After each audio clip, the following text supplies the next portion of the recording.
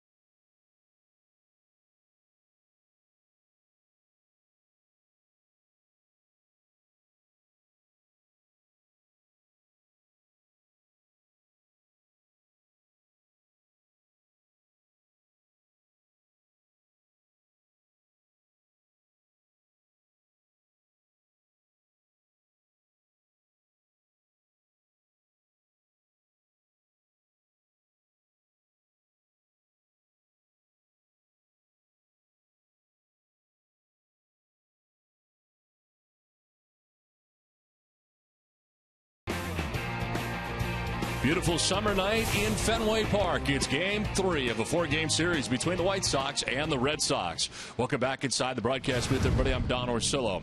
Well, the Red Sox tonight sent Ruby De La Rosa to the mound. Interesting to see where he would fit in this rotation for the Red Sox, both he and Brandon Workman. Well, tonight it's Ruby's chance to return to Boston, and for De La Rosa as our Chevy key player to watch, a guy who started pretty well with the Red Sox earlier this season, but even better lately. 1 and 2 of the 3.93 earned run average in his first 3 starts. Over the last 2 starts, though, 1-0 with a nifty 0.64 ERA. The Red Sox have to find a spot for this guy in the rotation, and tonight they do.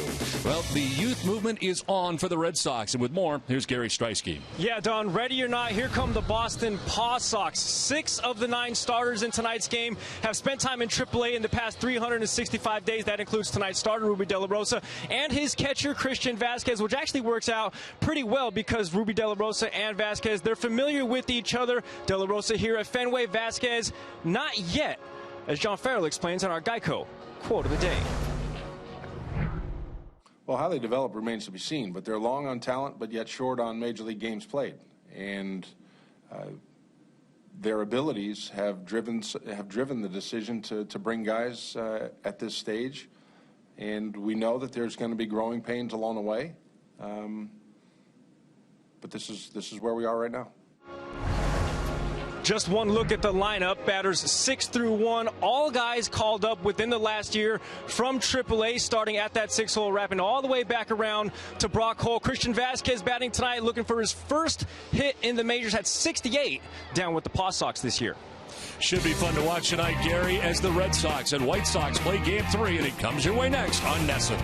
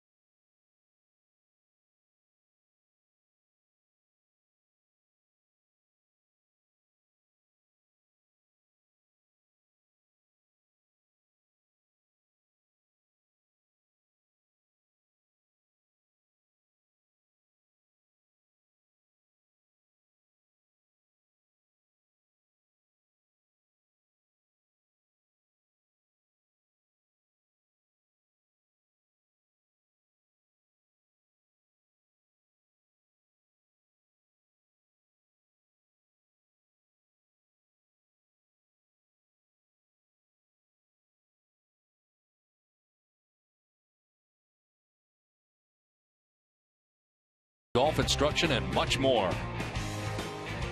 And by Toyota's website for deals by Toyota.com.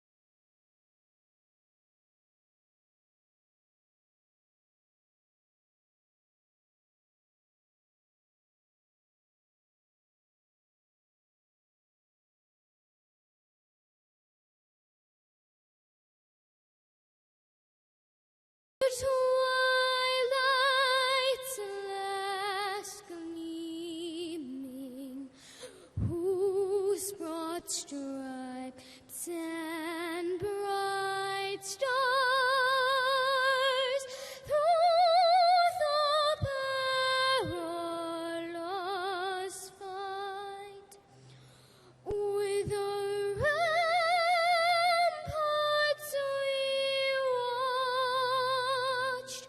were so gallantly streaming, and the rockets' red glare,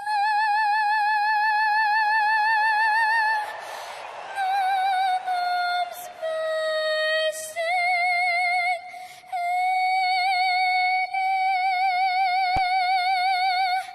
gave forth the night that our flag was still there.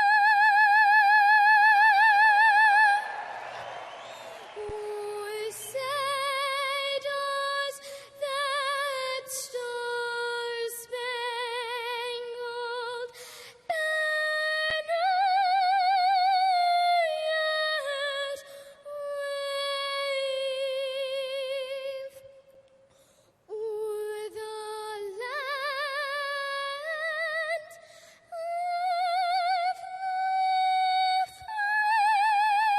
and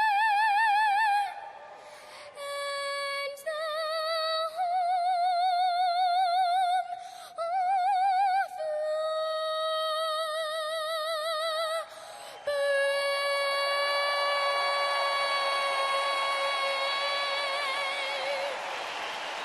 Lexi Lanny from Bristol, Rhode Island, with our national anthem tonight from Fenway Park. Boston Red Sox baseball in Nesson is brought to you by Southwest Airlines, your Nissan dealers of New England, Dunkin' Donuts, your Subaru dealers of New England, PaulRadine.com, celebrity golf instruction, and much more. And by Toyota's website for deals by Toyota.com. We welcome you back to Fenway Park as the fans file in for Game 3 of this 4-game series between the Red Sox and the White Sox. And Ruby De La Rosa makes his way to the mound tonight as the Red Sox have taken the field here tonight at Fenway. And As they have, let's check out the Chicago White Sox starting 9. Adam Eaton is in center field as he leads it off with Gordon Beckham at second base. Jose Abreu is at first base with Adam Dunn, the DH, batting in the cleanup spot. Alexei Ramirez, the shortstop, with Connor Gillespie, who had an impressive night last night at third base, batting 6th. Diane Biciedo in right field. Alejandro Diaza in left, batting 8th. And Tyler Flowers does the catching and bats 9th for the White Sox. Tonight's Red Sox starting pitcher is presented by New England Audi dealers. Experience the all-new 2015 Audi A3 today. Ruby De La Rosa on the mound for his 6th start overall, 2-2 with a 2.51 earned run average, 30 strikeouts to 8 walks, and opponents hitting at .217 against De La Rosa. He last worked June 21st versus Oakland in a no decision for the Red Sox, 7 innings, giving up only 1 run, and struck out 7 along the way. The Red Sox defense is brought to you by Southwest Airlines. They are 9th in the league with 54 errors in 90 games. Xander Bogaerts will be at third base. Brock Holt, the shortstop. Dustin Pedroia at second, and Mike Napoli, the first baseman. Left to right, Johnny Gomes, Jackie Bradley Jr., and Mookie Betts. And Christian Vasquez making his major league debut behind the plate, catching De La Rosa.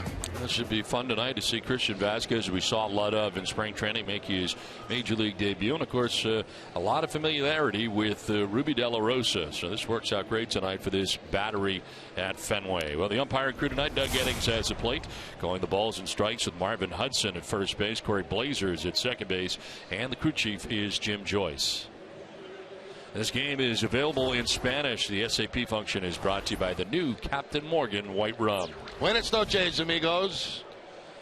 Great conditions here tonight at Fenway. This has been a pretty good homestand for the Red Sox. 83 degrees to get it started. Breeze out to left at 15 miles per hour. The forecast partly cloudy, but right now a lot of blue skies above Fenway Park. Lights are on. And the Red Sox trying to improve on what has been a 1-7 homestand to this point. Adam Eaton standing in for the White Sox, and the first pitch of the ball game is in there for strike one, and we're underway. Adam Eaton at .265 with a home run, 23 runs batted in.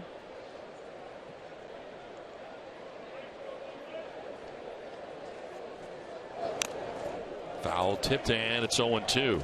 And from De La Rosa, you'll see the fastball that can touch 97 miles an hour at times, the changeup, and the slider. First appearance against the White Sox. That last outing, a season high 7 innings pitched against the Oakland Athletics. Is 0-2. Is outside, 1-2. You see the velocity there. 95 miles an hour for De La Rosa. And they're trying to go to the outside part of the plate to pick up a strike, missing off the outside corner.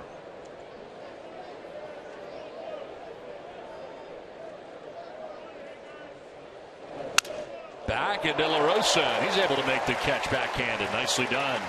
Falling to the other side of the mound, but reaches back to make the grab. Right toward the end of the bat of Adam Eaton, and it was a very soft line drive back to the mound. Reaching out and across his body goes De La Rosa, and picks up the first out of the ball game. That ball was headed up the middle, probably for a base hit. One down here in the first inning for Gordon Beckham. Totes a .243 average, 7 homers, 25 runs batted in, and it's a rising fastball for ball one.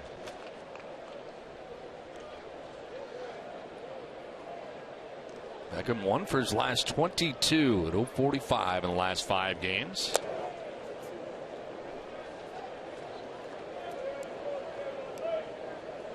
Chicago as a team really has not been hitting that well overall in the last 12 games, hitting at .206 as a team. There's a chopper to third, handled by Bogaerts. 2 down.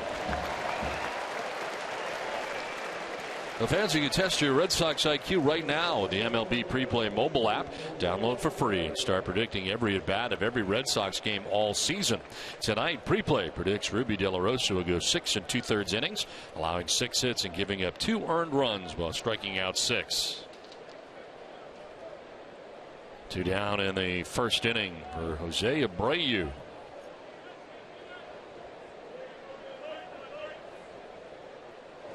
First in slugging percentage in the American League as he takes strike one. 619 in that category. Right now in a mini 3-game hitting streak for the White Sox. A big game last night, going 3 for 4. A couple of doubles in last night's game.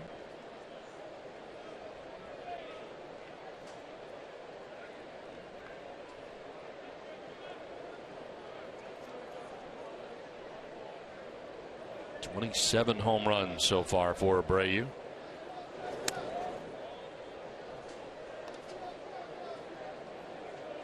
'20 coming against right-handed pitching. Headed to the All-Star game and representing the White Sox along with Alexei Ramirez. There's Adam Dunn waiting on deck with 2 down here in the top of the first inning. In the air to center field, hit well. Back goes Bradley Jr. looking up, and it is gone. Jose Abreu hits his 28th home run of the year, and the White Sox are out to a 1-0 lead. That gives you an idea how strong Abreu is. That was a changeup from De La Rosa, and a very good job by Abreu staying back on it and driving it to straightaway center field for the home run. Number 28. That changeup stayed up in the zone about belt high, and Abreu jumps all over it.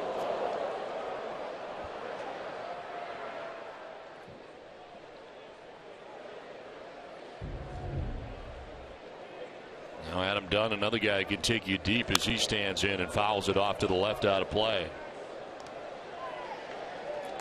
453 home runs to his credit. 226 average, 13 of them this year, and 34 runs batted in. Paul Konerko's got 439. Those two have combined for a lot. This one is by the dive of Pedroia down the right field line. A fair ball, and Dunn does not run well. Is headed to second base, but he'll get there standing without a problem. A 2-out double. Yeah, perfectly placed by Dunn because Pedroia was pulled way over toward that foul line. About as close to the foul line as you're going to see anybody in a shift. And he'll go into the dive for it, but can't come up with it as it gets by him. See where he's playing? How close to that line?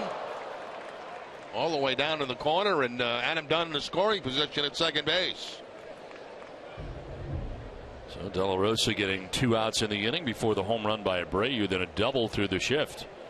And Alexei Ramirez now the batter.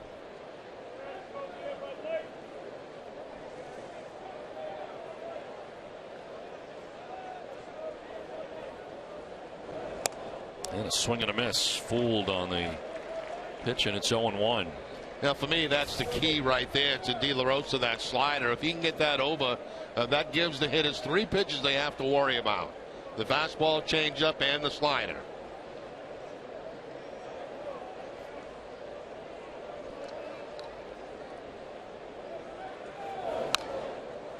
Fastball fouled off, and it's 0-2.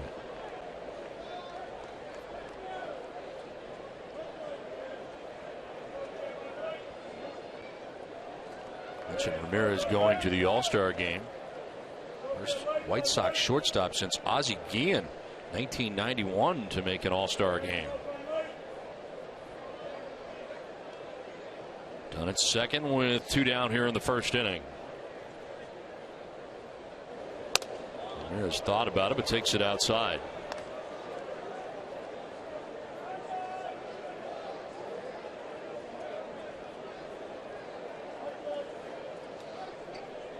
Always hit well here at Fenway Park. .314 hitter here at Fenway.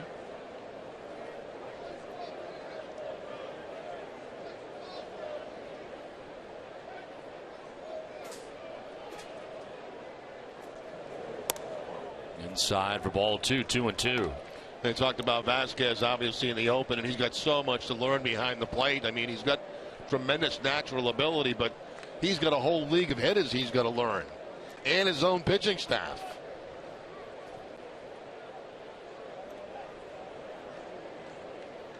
Pretty good guy to mentor him in David Ross. 2-2 to Ramirez. And it's sharply hit, but picked at second base by Pedroia. Throws him out and ends the first inning. Home run by Jose Abreu puts the White Sox on top 1-0.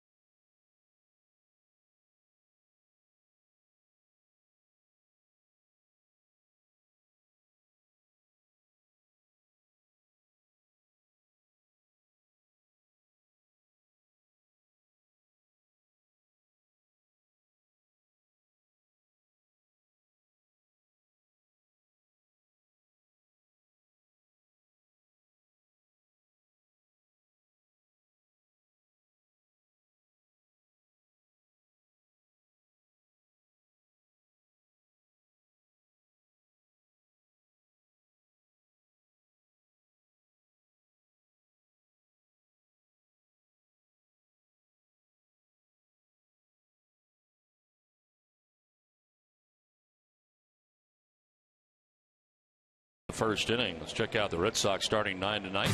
Brock Holt will lead it off. He's at shortstop with Dustin Pedroia at second base. David Ortiz at DH. Mike Napoli at first base with Johnny Gomes out in left field. Xander Bogaerts at third base. Jackie Bradley Jr. out in center field. And it is Mookie Betts moving over to right, and Christian Vasquez making his major league debut. See his numbers with the Paw Sox so far this season. Brock Holt, first appearance at shortstop of the season tonight, leading it off per usual. But a new position for Brock Holt, who takes strike one. On the mound tonight for the White Sox, Chris Sale.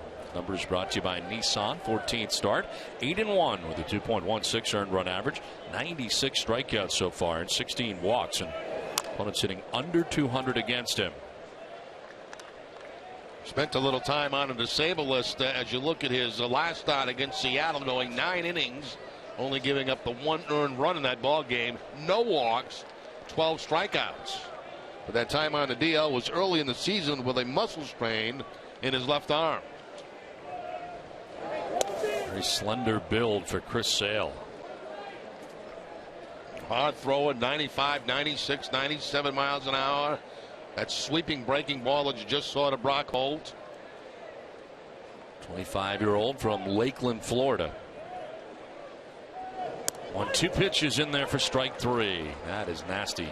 And that is out number 1 here at the bottom of the first inning. Yeah, when you drop down to the side like that against a left-hander and able to place that breaking ball where he did, it's basically unhittable. You can see Holt jumping back, and that ball ends up in the middle of the plate.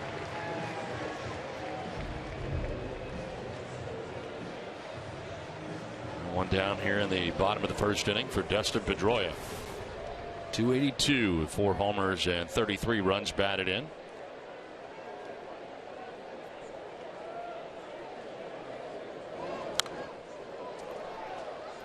We're going to get a lot of strikes, and the Red Sox would be probably pretty aggressive tonight, not wanting to get down in the count. Well, you got a guy that throws strikes and a guy that strikes people out, so why would you want to go to 2 strikes, right? Probably the reasoning. And down 0-2 is Pedroia. He's only started 1 game against the Red Sox. He has a 1-0 record with a 0.71 ERA. That's in 7 career appearances, 1 start.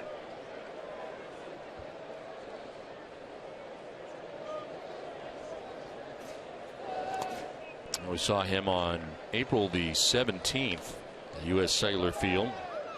Gave up a home run to Xander Bogaerts. Just 1 hit over 7 innings.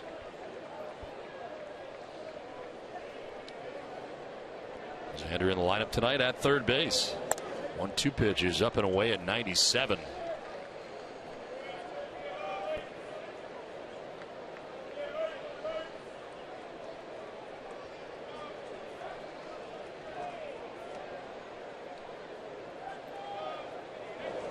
Pedroia lines one to second base, where Gordon Beckham reels it in for the second out. Let's look at the White Sox defense. They're 13th in the league with 63 errors on the season. And Connor Gillespie will be at third base. Alexi Ramirez the shortstop. Gordon Beckham in second. And Jose Abreu, the first baseman, left to right.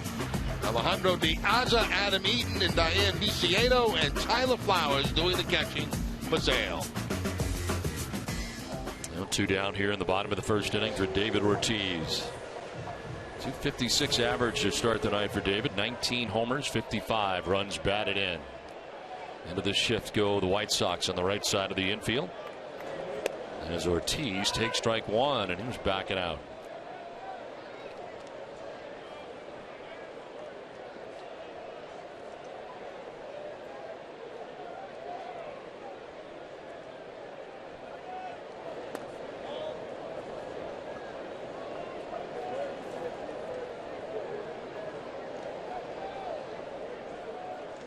Napoli waiting on deck. Red Sox batting here in the bottom of the first inning. Ortiz to right, and that's going to get in for a base hit in front of Diane Viciedo. 2-out base hit for David Ortiz. David Ortiz gets an inside fastball from Sale that time, and sounded like he got jammed a little bit on it, but able to drop it out in front of Viciedo. I thought Viciedo was going to make a charge at this ball and try to catch it, but instead he just kind of backs off. And early in the ball game, I guess he didn't want to take a chance of having that ball get by him and have Ortiz get in the scoring position.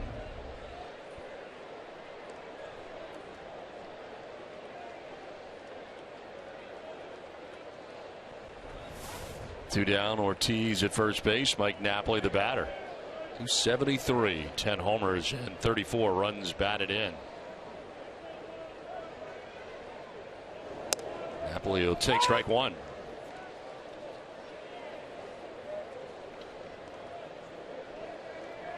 Napoli last night 3 for 3 with a double and an RBI. Reach base safely now in 16 straight games. Chases a 96-mile-an-hour fastball, was up at the top of the zone. And Napoli in his career 1 for 8 against Sale. Ortiz had been 1 for 7 prior to that base hit.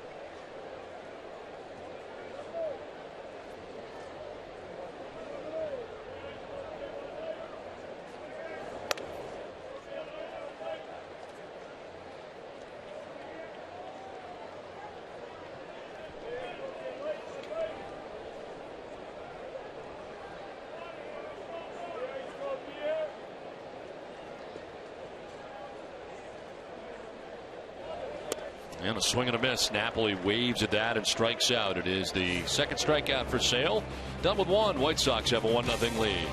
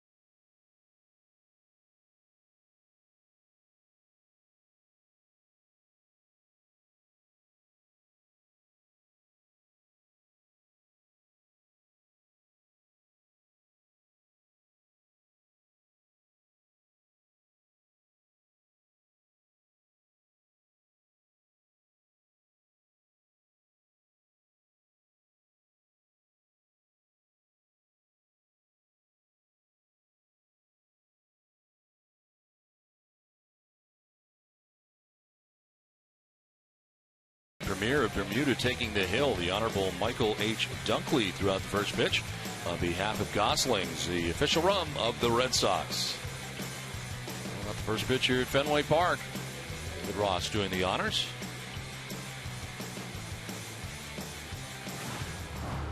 1-0. White Sox have lead over the Red Sox. To the second inning we go. And Connor Gillespie leading it off. Gillespie at 317, 2 homers and 32 runs batted in.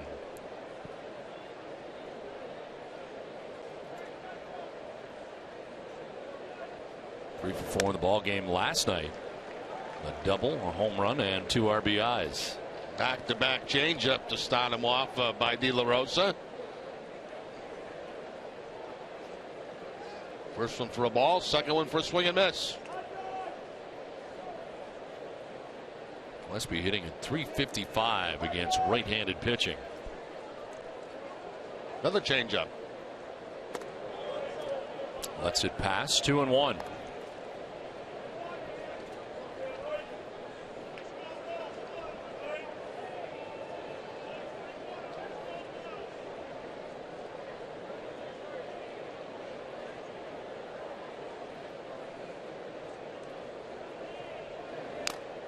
Swing at a foul tip. Vasquez holding on. 2-2.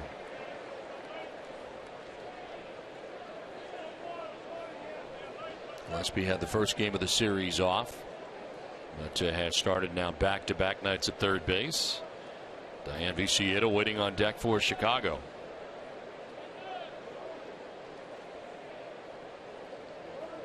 Gillespie drives this to deep center field. Bradley Jr. headed back to the warning track, and that's gone. Straight away center field. Second straight night Gillespie has homered, his third of the year. And the White Sox out to a 2-0 advantage. Both their home runs have been solo shots.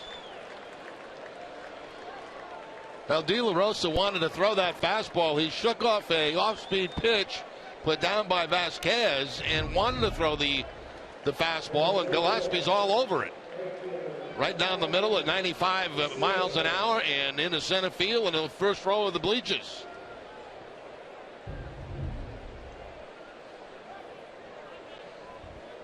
Now Diane Viciedo, the right fielder.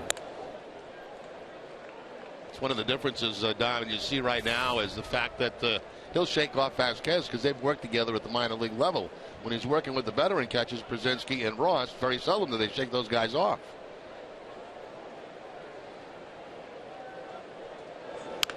On the ground down the third baseline, foul.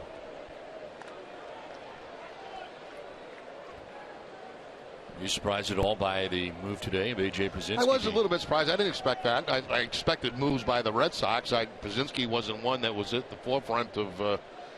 But, you know, from his point of view, he's got a chance to hook on with somebody else down the stretch. The Red Sox obviously looking to the future with Vasquez. Been talking about him for a couple of years from what we've seen of him in spring training. He's been fun to watch in spring training. He reminds me, and this is, you know, a stretch, but Pudge Rodriguez a little bit behind the plate. The very quick feet, strong arm. 2-1 pitch runs inside on Viciedo.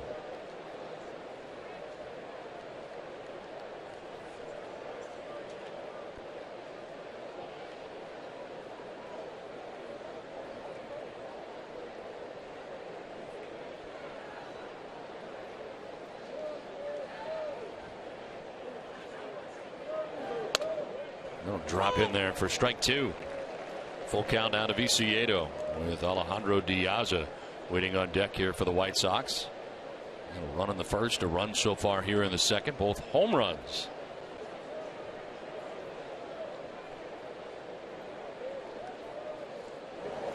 And a swing and a miss. Had him off balance there as he changes up, and there's the first strikeout of the night for De La Rosa. And that changeup, it ranges anywhere from 83 to 88. This one about 85 with a little movement out on the inside part of the plate, about belt high, but gets a swing and miss.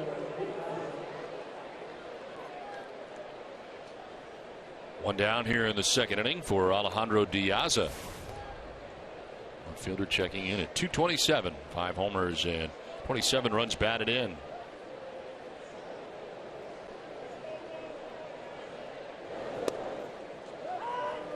Three for 7 so far in the series. Average on the move at 241. Was hitting at 173 well into June. And tonight making his 63rd start in left field for the White Sox.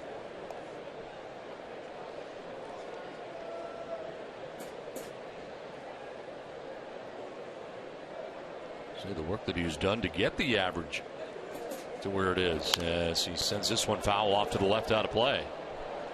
Well, it's now time for the AT&T fan photo of the game. Tweet your photo to hashtag NESSONFanPhoto for a chance to be shown in our broadcast, brought to you by AT&T. Tonight, Johanna shares with us a photo of Sox fans that came along to Fenway Park to cheer on the Red Sox. Came from Puerto Rico. To right, and this is going to get down, and over to play it is Betts off the wall. It'll get Mookie Betts able to get it quickly back in, and a double. That ball gets by him, and running for a while would have been Diaz, but he played it fairly well down that right field line as he gets adjusted here to right field at Fenway. Yeah, it's been back and forth for Betts, center field, right field.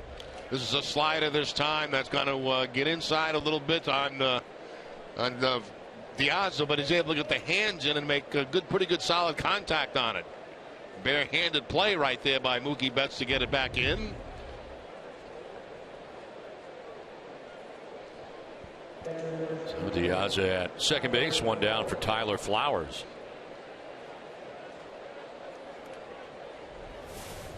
.219, 5 homers and 26 runs batted in.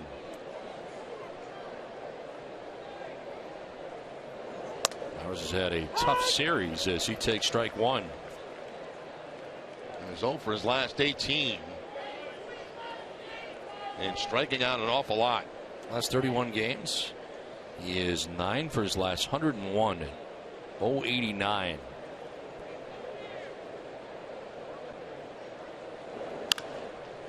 His first 44 games of the year, he was hitting at .312.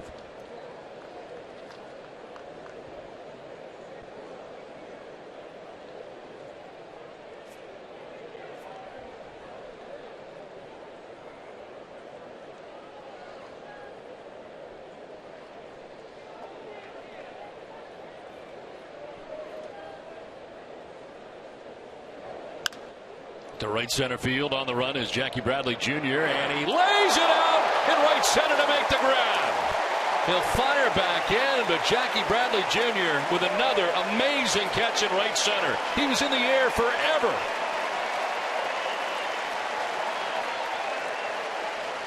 That's about as good as you're going to see it. You see the jump right there by Bradley Jr. He takes the correct angle after the baseball goes into the leap, like he's going off a diving board, and makes the catch.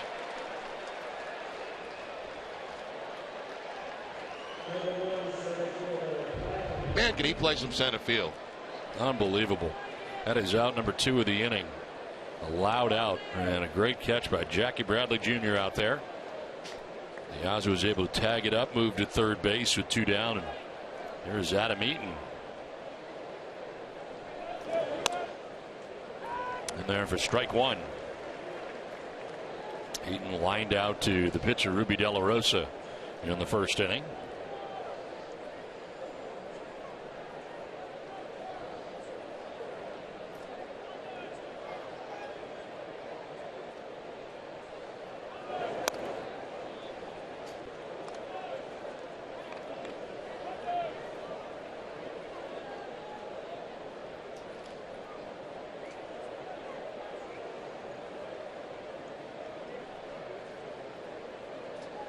Feet away, Diaz with 2 down here in the second inning.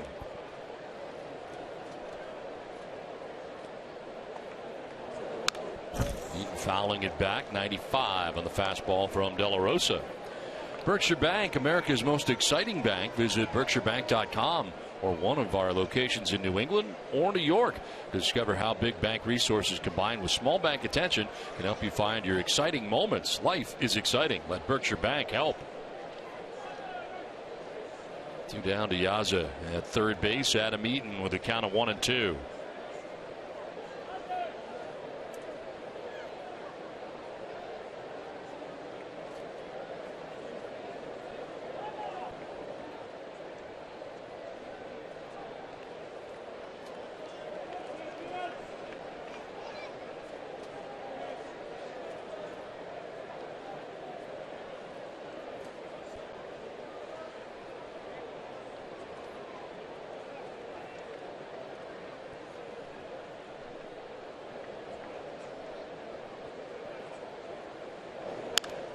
On the ground and foul.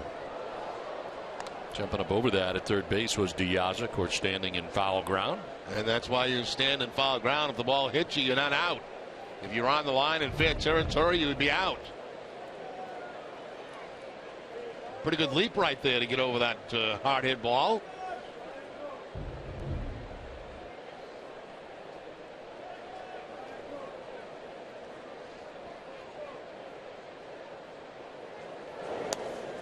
Blown away, and Vasquez to his left.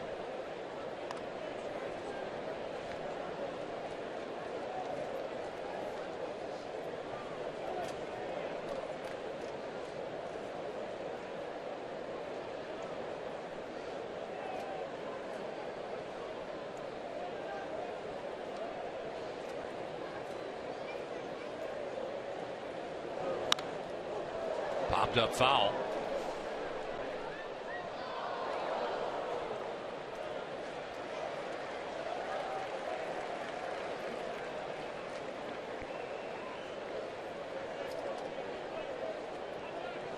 Eaton getting his second look tonight at De La Rosa. 2 outs here in the second inning. Driving another White Sox run.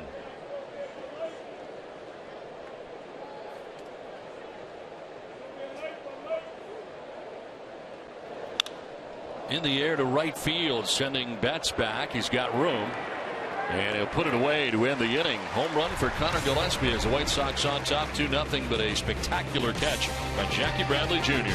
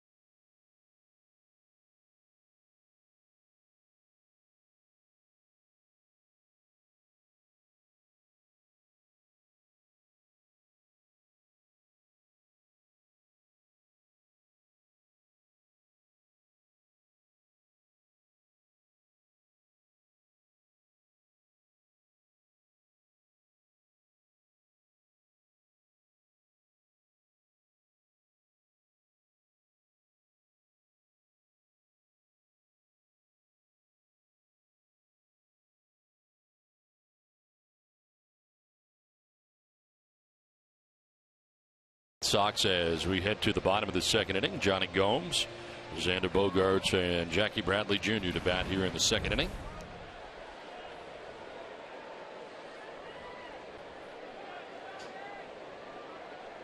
Chris Sale back on the mound with a bigger lead. Struck out 2 in the first inning through 16 first inning pitches.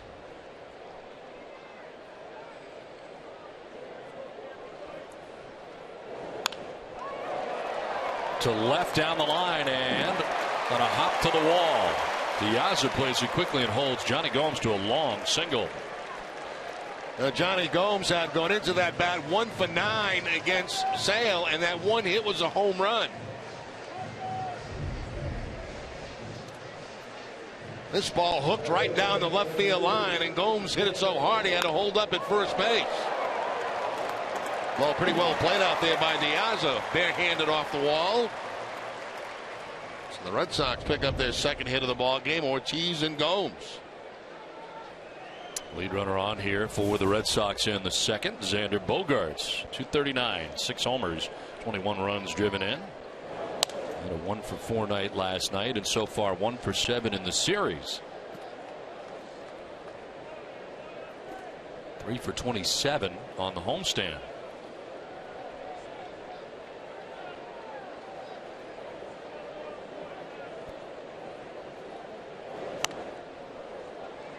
'96 and by him, 1-1.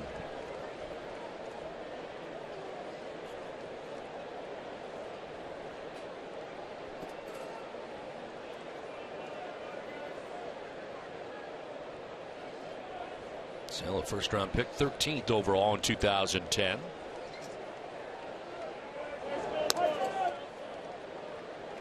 And the guy still looking to make the All-Star team this year.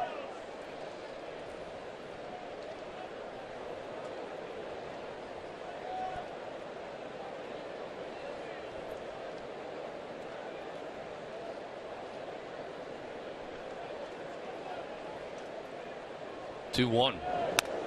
He was in there for strike 2, 2-2. He's part of the final vote. It's part of our list tonight. Dallas Keuchel, Rick Porcello, Garrett Richards, Corey Kluber, who we saw earlier this season for the Cleveland Indians. Still trying to get to the All-Star game, and he's got great numbers, 8-1. And he's able to strike out Xander Bogaerts, pick up his third K, 1 down. And that was a great changeup right there by Sale to pick up the strikeout. So he's got 3 of them so far in the game. 2 have come on breaking balls. This one on a changeup.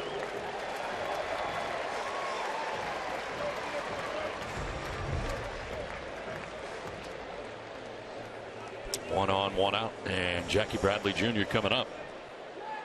220 on the year for Bradley. The home run, 24 runs batted in, and a spectacular catch in center field last inning.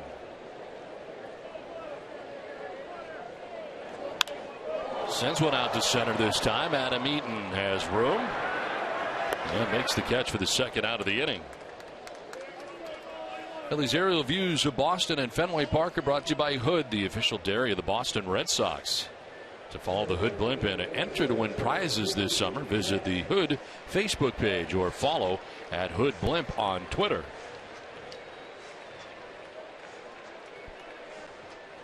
Flying high above Fenway Park here tonight on a beautiful night in Boston.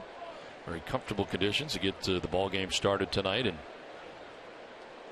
Red Sox tomorrow will play their final game of the homestand. And therefore, strike 1 to Mookie Betts. 174 with a home run. 2 runs batted in for Betts. Got his first major league home run on this homestand. A 2-run shot.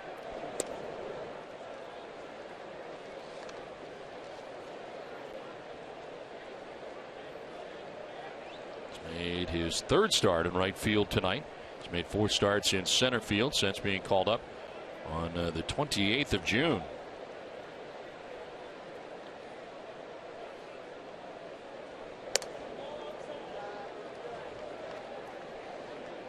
Pretty tough when you got to look for a fastball 96, 97, and also an 85-mile-an-hour changeup.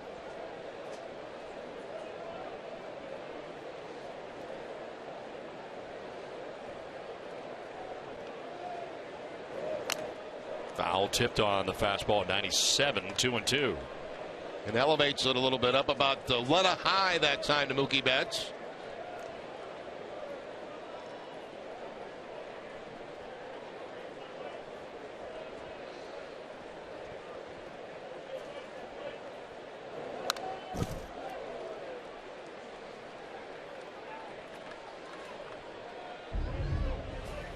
Some fan videos tonight from Fenway. If you want to get your video on the broadcast, text keyword on TV to 536-536 to get the link. NESN.com/OnTV to get started. For first base and back to the bag is Gomes.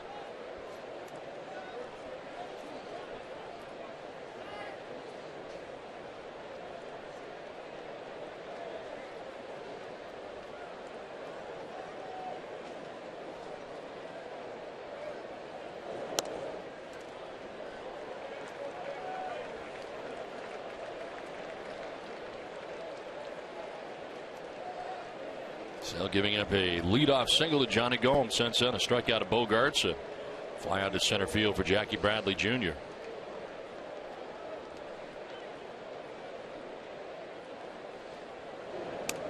And Mookie Betts takes strike 3 to end the inning. 4th strikeout for Chris Sale. We are through 2. It's 2-0 Chicago.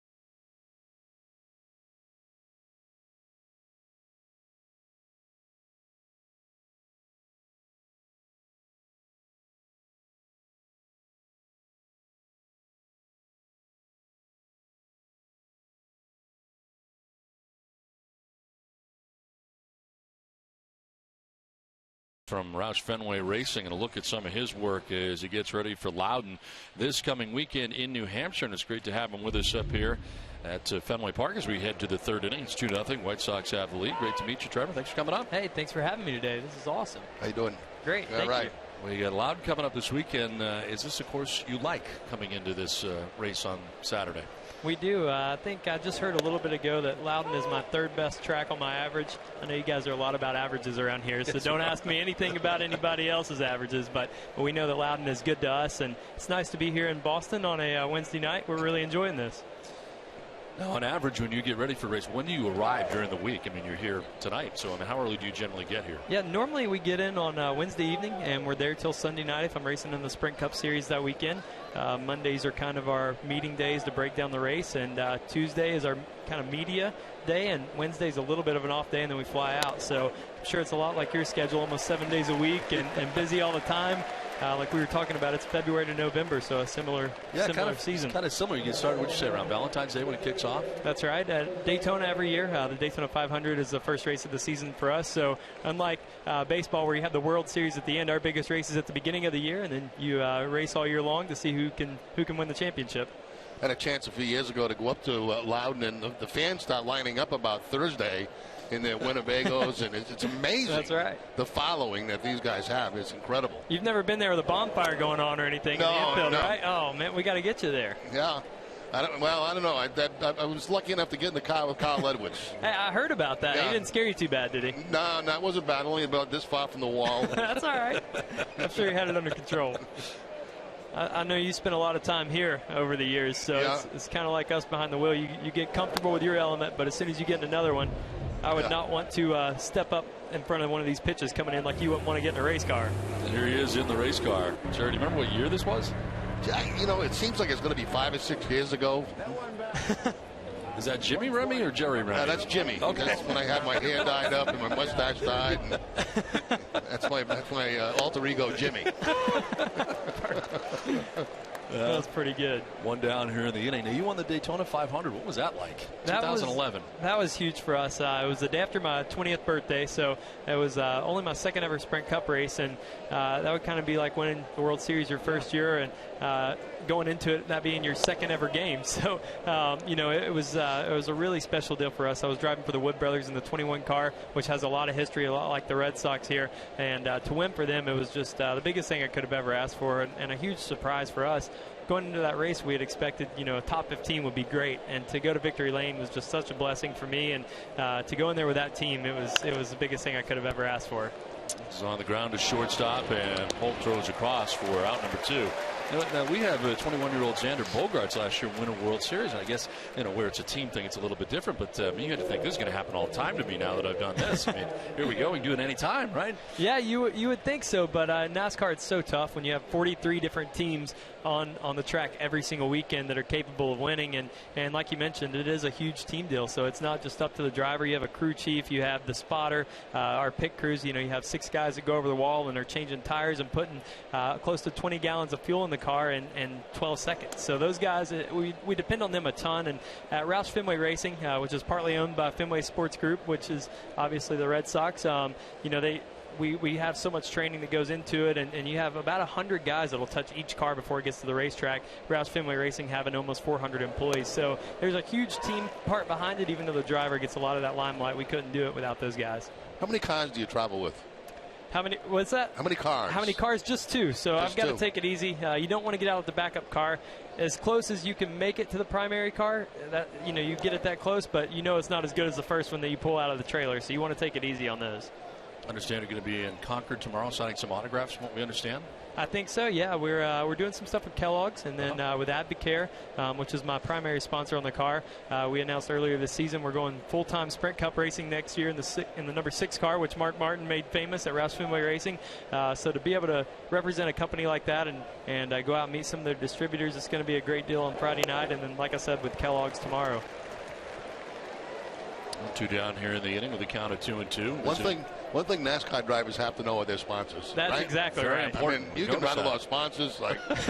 Well, unlike a lot of sports, we don't have a stadium, so we don't generate tickets and things like that, and hot dogs, which are really good here. I had one a minute ago, Fenway Frank, I guess. So that was pretty good. Not on my normal diet, but it was great. So for us, it's all about those sponsors that keep us going.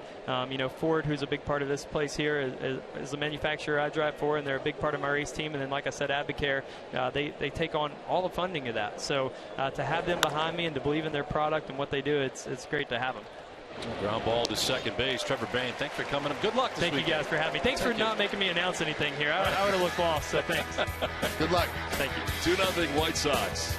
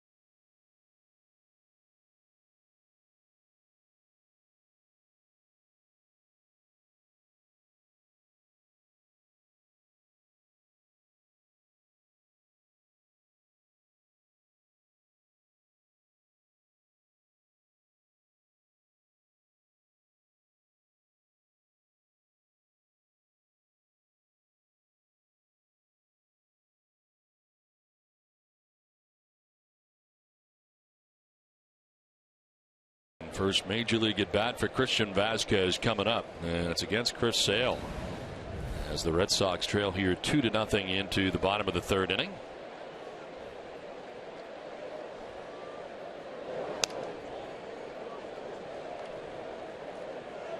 Vazquez, Holt, and Pedroia expected in the inning. 66 games with the Pawtucket Red Sox this year. 279.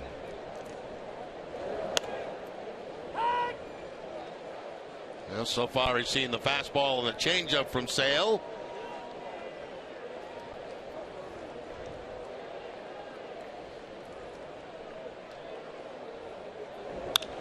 In the air to right field as Diane Viciedo settles underneath and makes the catch as Vazquez flies out to right in his first at bat in the majors. One down here in the third inning.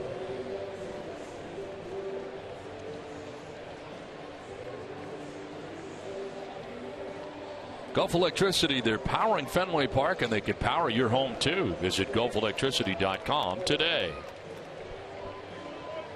One down in the third inning. Brock Holt coming up, second time through for the Red Sox here against Chris Sale.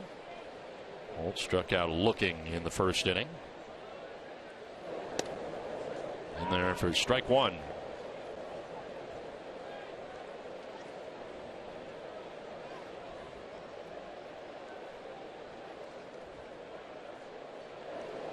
Swing and a miss, and it's 0-2. Probably the last thing that Holt expected there was a changeup from the lefty. Lefty against lefty, as hard as he throws with a breaking ball like he's got, and then he throws the changeup at you.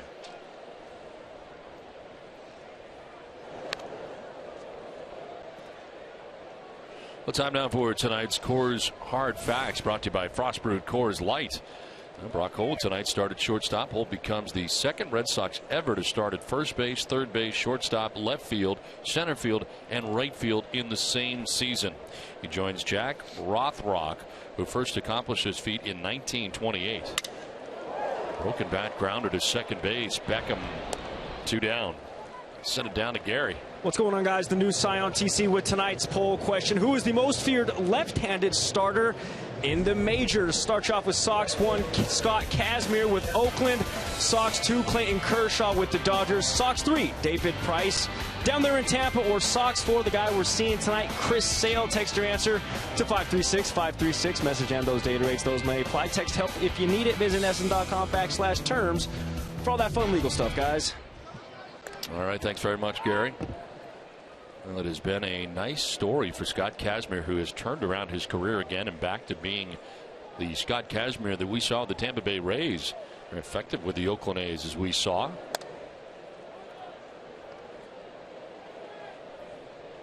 Pedroia batting with 2 down here in the bottom of the 3rd inning. Lined out to Gordon Beckham at second base in the 1st inning.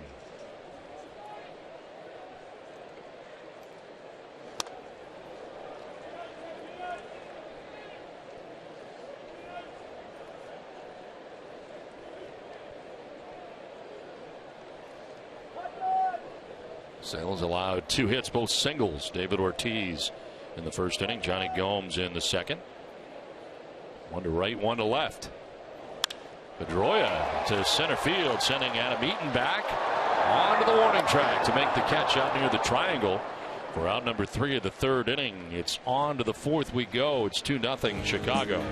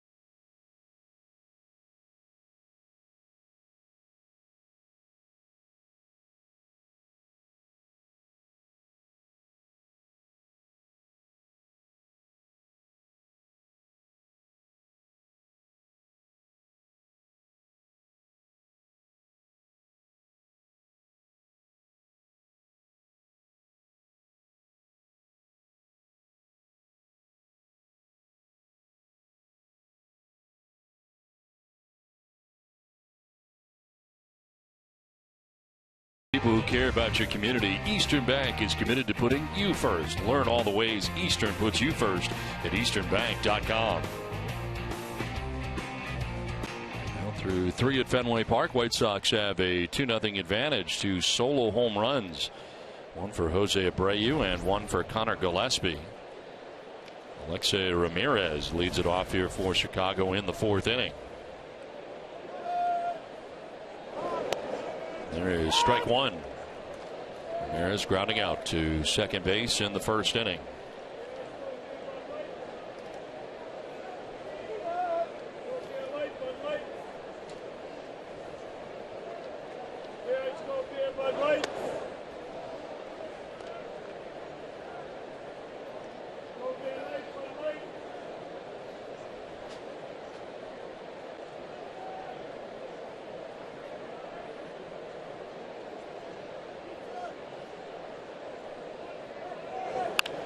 Line to the left and diving in left is Johnny Gomes to make the catch before it hits the grass. This grab and a sinking liner by Gomes for the first out of the 4th inning. Yeah, very nice play by Gomes. That ball was hit like a rocket by Ramirez. Let's see if this is going to be challenged. Ramirez doesn't want to leave first base. He's waiting for his manager to come out, but Robin's not coming out. No, he's calling him back. Just come back here. We're not going to challenge it.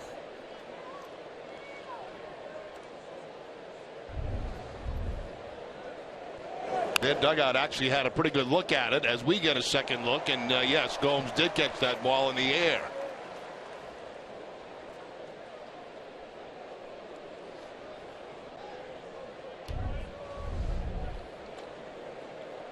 So one out here in the 4th inning. Connor Gillespie, who homered to center field. In fact, both home runs have been to straightaway center field. Gillespie's 3rd of the year. 6 in a row now retired by De La Rosa.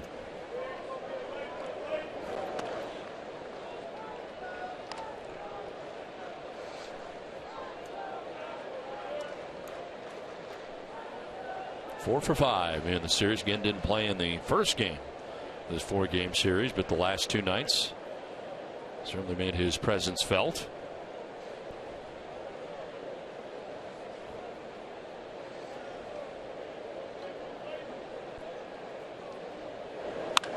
Line to right, and this gets quickly to the right field corner. Over is Mookie Betts. The second base goes Gillespie. As a 2-0 count, he gets a changeup and rips it into the right field corner. Yeah, that's pretty impressive right there. 2-0, you're all charged up for the fastball against a guy that does throw hard. You get the off-speed pitch, and you're able to stay back long enough to make good, solid contact to right field. Well played again by Mookie Betts off the dashboard down there. One out, a runner at second. Diane Viciedo struck out swinging in the 2nd inning. 1 of 2 Ks for De La Rosa tonight.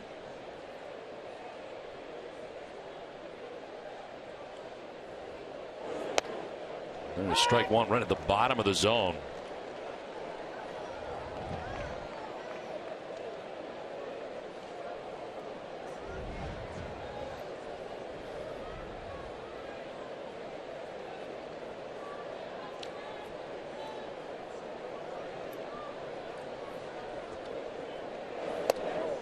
Riding in tight at 96.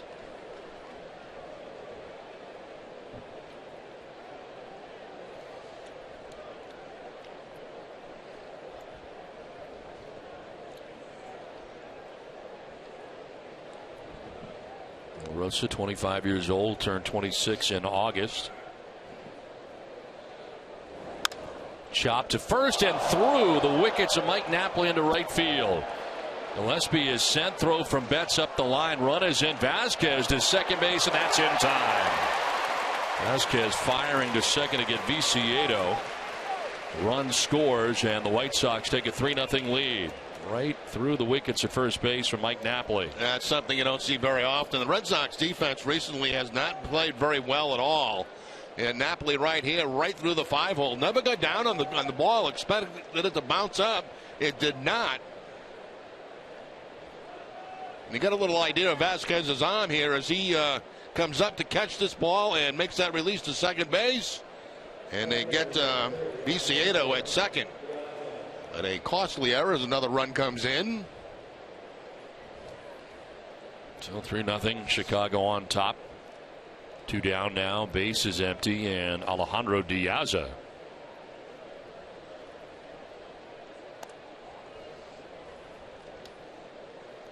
Diaz with a double in the 2nd inning was left at third base.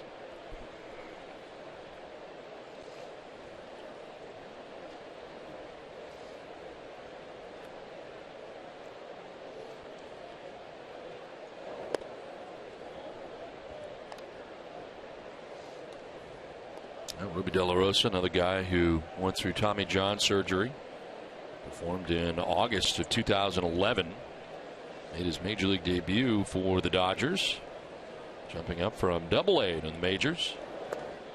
Rides outside and falls behind 3-0. Of course, coming over in the big deal, Beckett, Crawford, Gonzalez. Nick Punto, part of that deal as well. Saw Nick as a member of the Oakland A's this year.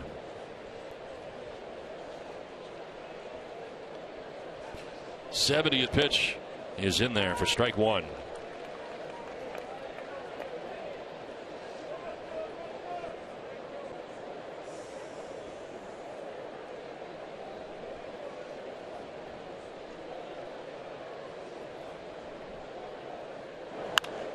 Down the left field line, full count. MLB.TV Premium, the #1 live streaming sports service, is celebrating 12 years. Join the millions of subscribers. Watch every out-of-market game live and in true HD on over 400 devices. Visit RedSox.com for details.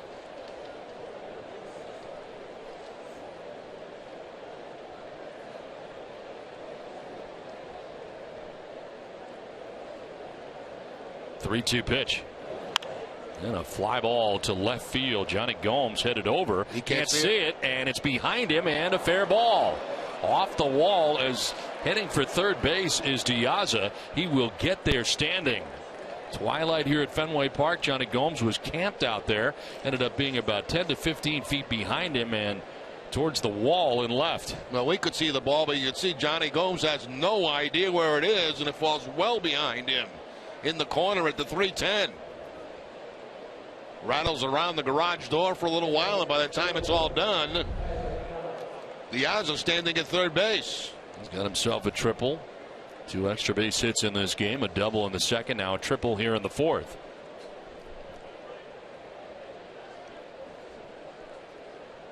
Tyler Flowers from the number 9 spot. It's his second look at De La Rosa.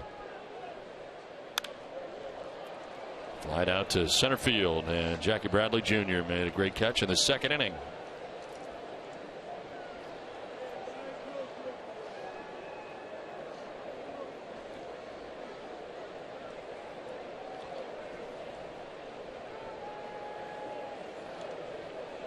Already 6 extra base hits tonight for the White Sox. And a ground ball into the backhand goes Napoli. De La Rosa's got to hurry, and he gets there in time. A run of the inning for the White Sox. They up their lead to 3-0 after 3.5.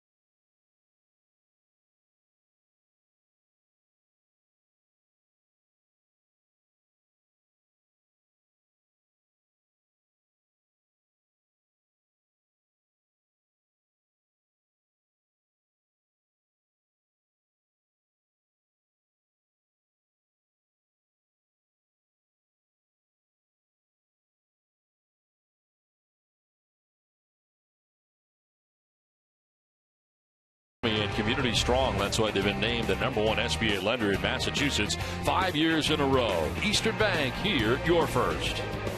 And we head to the last half of the 4th inning at Fenway Park. White Sox on top 3-0. Beautiful night tonight in Boston, and great look.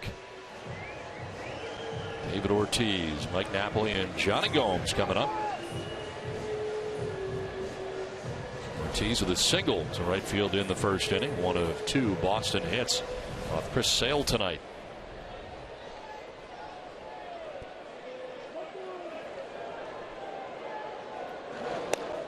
David will take strike 1.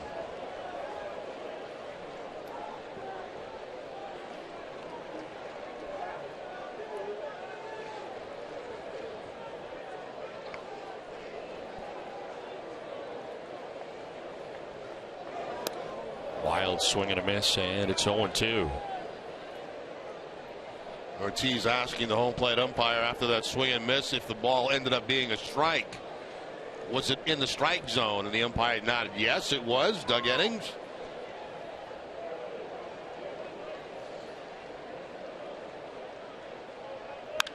Ortiz jolts this out towards deep left center field.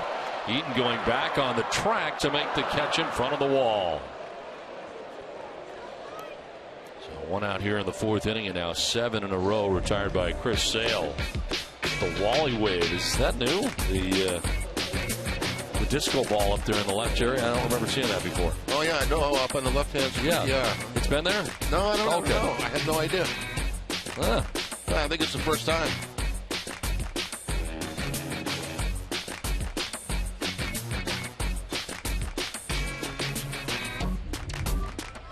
One down here in the 4th inning for Mike Napoli.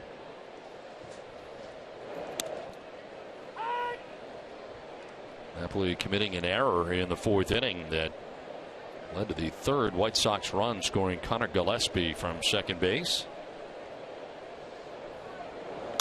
And fouls it back and is down 0-2.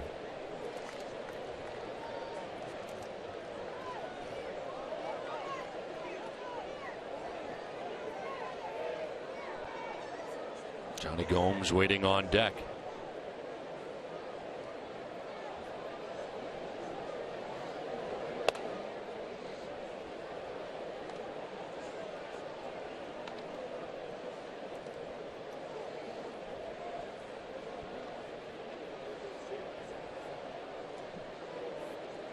Sale listed at 6'6", 180 pounds. Tall and lanky, and again a first-round pick, 13th overall, June 2010. He's signed through 2017, club options, 2018 and 2019 for the White Sox. Get him wrapped up. His best year, 2012, 17 wins. This is up the middle, but Alexei Ramirez will spin and fire. Took an extra pump there too, but gets Napoli at first base. 2 down in the inning. Well, hey, Duncan fans, want to enter for a chance to win tickets to the coolest events of the summer? Go to wickedddcoolperks.com to learn more. That's Wicked DD Cool Perks with 2 Ds. Make sure you sign up for DD Perks and use your registered Dunkin' Donuts card all summer long. No purchase necessary. Must be a Mass or New Hampshire resident and 18 years or older. It ends on August the 31st. 2 down here in the 4th inning, 8 in a row. Retired by Chris Sale. It's ready to deal with Johnny Gomes, who has got a base hit tonight for the Red Sox. Made a nice defensive play in left and also lost the ball in twilight in left over the last couple of innings for Gomes.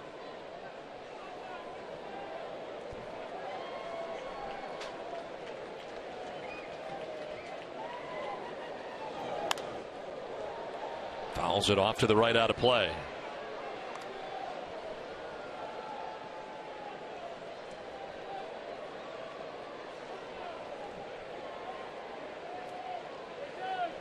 Red Sox have lost 4 in a row and are 1-7 on the current homestand.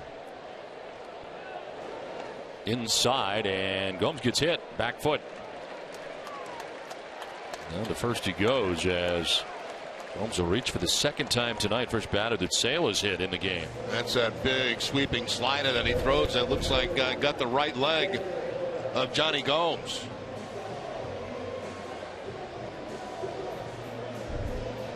So he'll make his way down to first base with 2 outs. There's Xander Bogaerts, struck out swinging in the second inning. One of the 4 strikeouts compiled tonight by Chris Sale.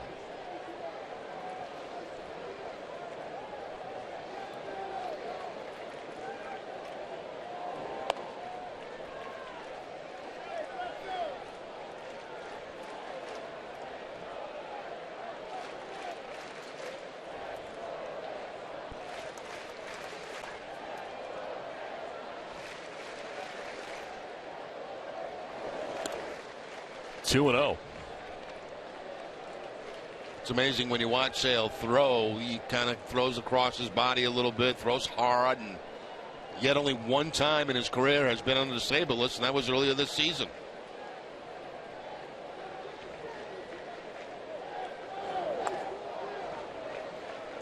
I always hear about the build, the word about not being strong enough, perhaps, but been pretty durable over the years. Yep. Despite his slight build.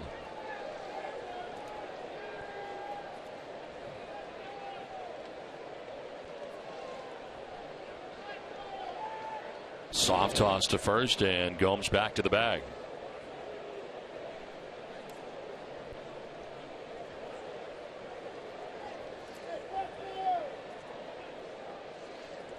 Beautiful sunset in Boston as we play here in the bottom of the 4th inning. On the ground to short. Ramirez will go to second. The force out there ends the bottom of the 4th inning. Through 4 from Fenway, it's 3-0 White Sox.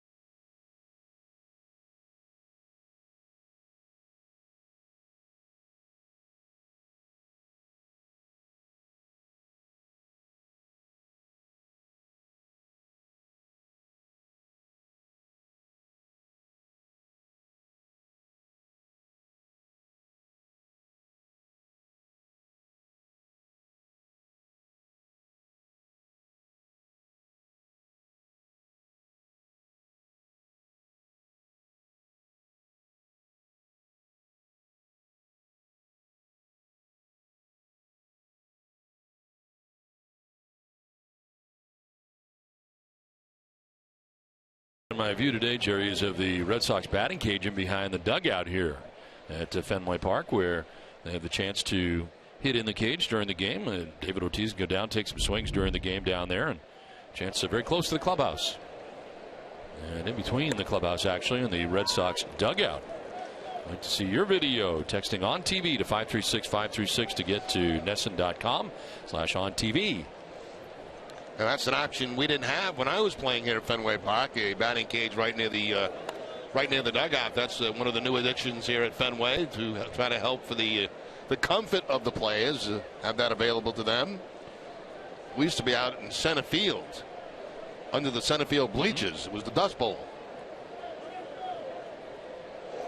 That area literally is what, 4 or 5 steps behind John Farrell, where he stands there in that hallway.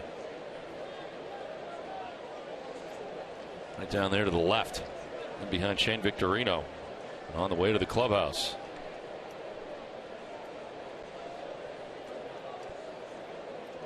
Adam Eaton, top of the White Sox order, leading it off here in the 5th inning. And a swing and a miss on a pitch in the dirt, and tagging him is Vasquez. That is strikeout number 3 for De La Rosa. De La Rosa with the slider that time to pick up the strikeout. 3 strikeouts, 1 in a fastball, 1 in a changeup, and this one on the slider.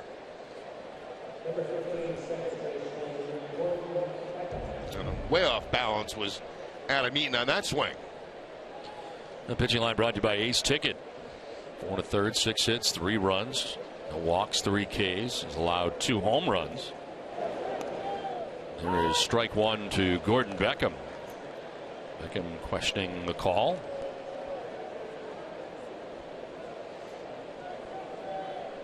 Beckham has grounded out to third and struck out looking.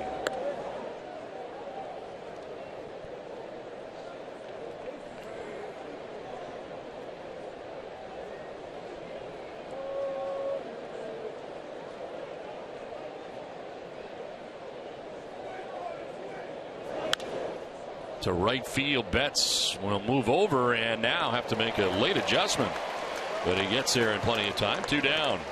It was kind of a strange line drive that looked like it was kind of going to carry a little bit deeper than it actually did. It slowed up and started to spin away from Mookie Betts. Coming off the bat of the right hand, that ball's going to spin toward the line, and Betts had to make the very quick adjustment to make the catch. 2 down here in the 5th inning brings up Jose Abreu. His solo home run opened up the scoring in the 1st inning. His 28th home run, and we're not yet to the break. Strike called on a check swing. Well, his 28th home run and his 70th RBI of the season. Straight away center field. A mistake that time. The ball was supposed to be away. It stays in the middle of the plate, and Abreu to straightaway center field.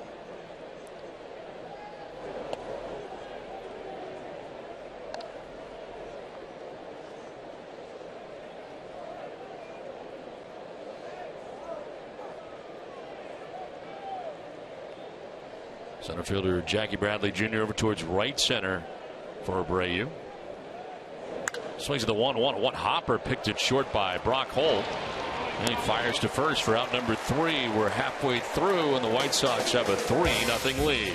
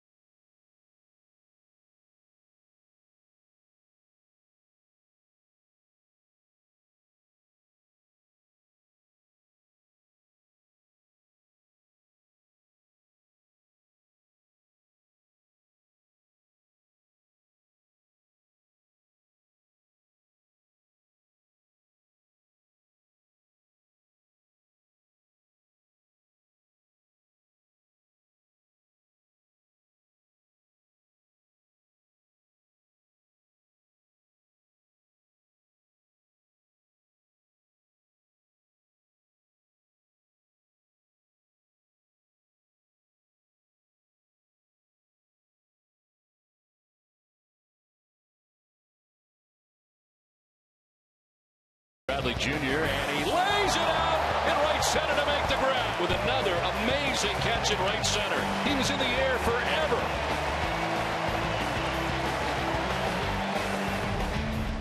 Now here he is, Jackie Bradley Jr. to lead it off in the bottom of the 5th inning. One of the best catches of the year. Flied out to his counterpart in center field, Adam Eaton, in the 2nd inning.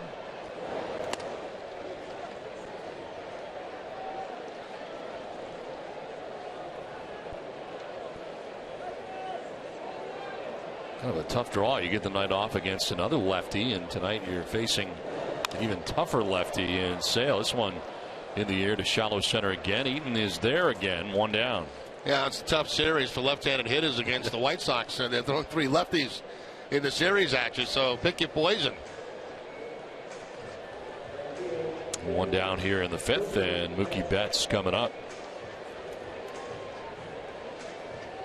That's struck out looking in the 2nd inning. 4 strikeouts tonight for Chris Sale.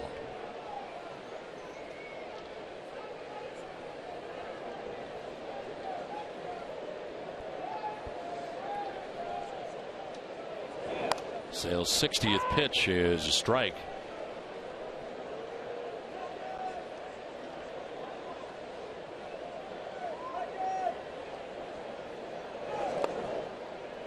Strike 2. Complete game victory against the Seattle Mariners. Allowed 6 hits, no walks, 12 Ks. Up the distance for the 7th time in his career. This is his last time out, and back-to-back wins in 8 in all on the year.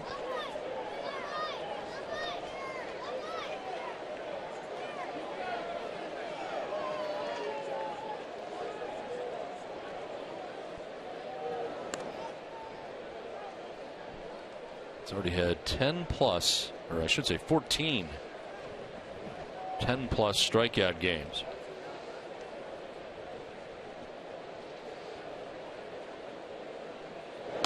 As the pitch is outside, and it is 2-2 now.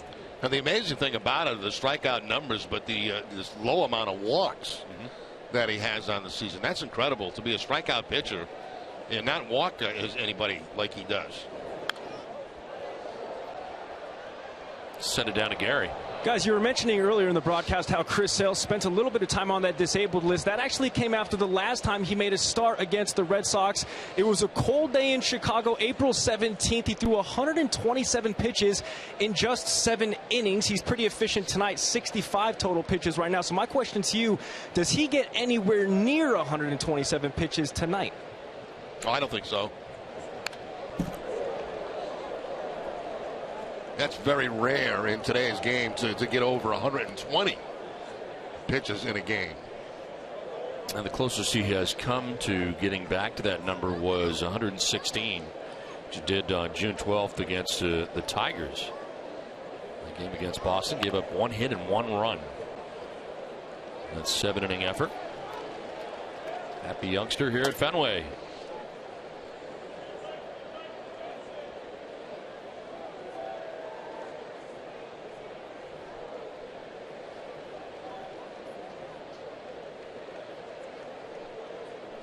Two-2 pitch to Mookie Betts. Up and away for ball 3. Red Sox have action in the pen. Craig Breslow is warming. Ruby De La Rosa through the first 5 innings, 84 pitches.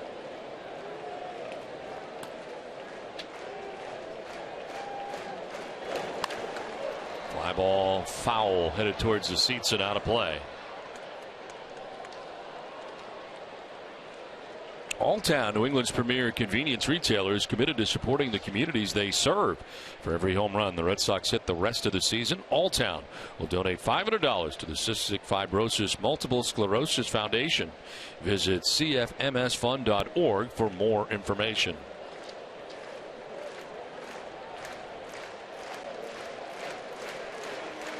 Three-two pitch. And Betts hits it in the air to deep left field. Piazza going back onto the track at the wall, leaps and can't catch it.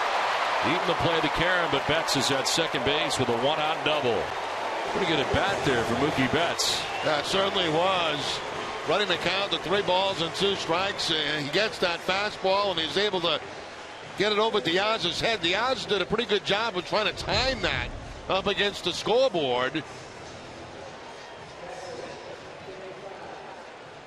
Takes the leap, but it's just over the glove, and bets into second base with a double. Actually, that grip looked like it might have been a changeup from Sale.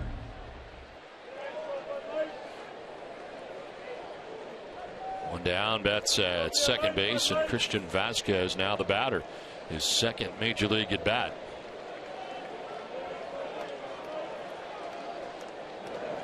He'll take strike 1.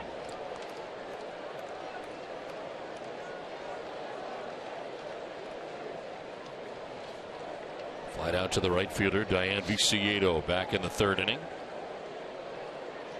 Sitting at 273 in 66 games with the Paw Sox. Ranked 2nd in hits on the team at the time. Popped up foul off to the right out of play, and it's 0-2. So the International League's 2nd best caught stealing rate while with the Paw Sox, throwing out 19 of 48.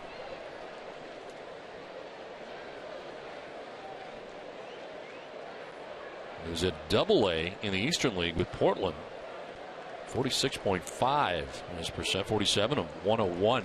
That's pretty good. That's very good.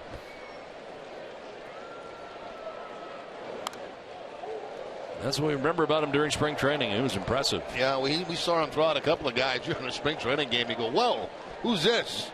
You know, because usually by that time of the game we have no clue who's in the game. Time to look up this guy. Yeah, get the book out, Don. Oh, it's Vasquez. I mean, that did get your attention.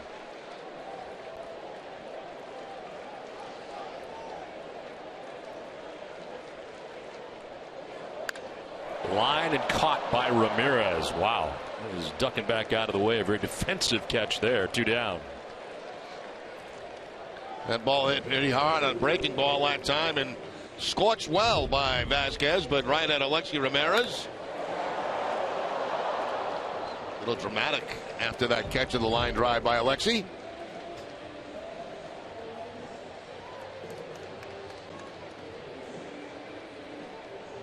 Two down, Betts at second base. Top of the order, Brock Holt does not have a hit tonight. He is struck out looking and grounded out to second base.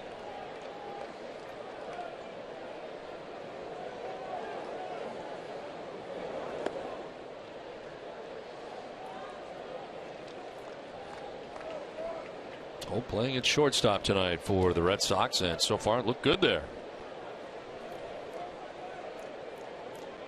Yet another position added to his resume here with the Red Sox in 2014. That really is his second position. His first position is second base, and then his second would be shortstop.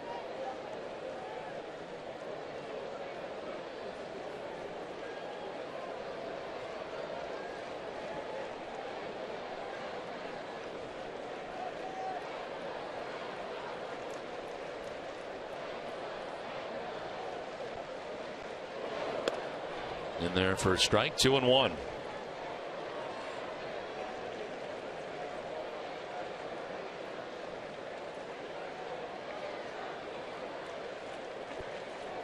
Well, the team's last 23 games, 13 have been decided by a run. Trailing tonight by 3. 2-1. Sliced foul, 2-2.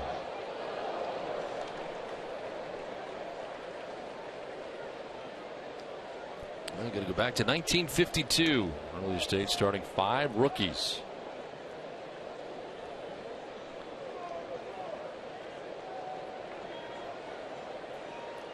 Bogarts, Bradley, Betts, Vasquez, Holt on the list. 2-2 pitch.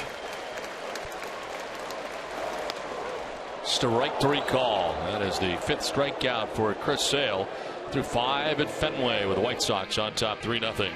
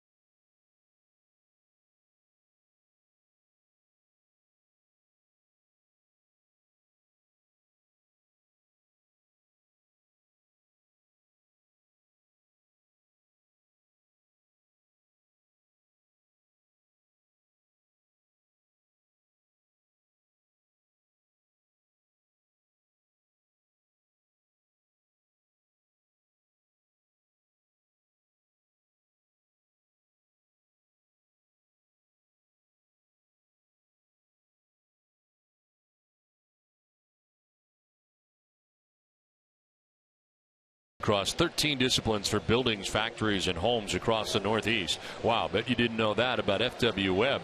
For more, this proud Boston Red Sox sponsor, visit fwweb.com. 3-0 White Sox have the lead over the Red Sox. This call to the bullpen is brought to you by your local New England Ford dealers. And Craig Breslow comes in after 5 innings tonight from Ruby De La Rosa.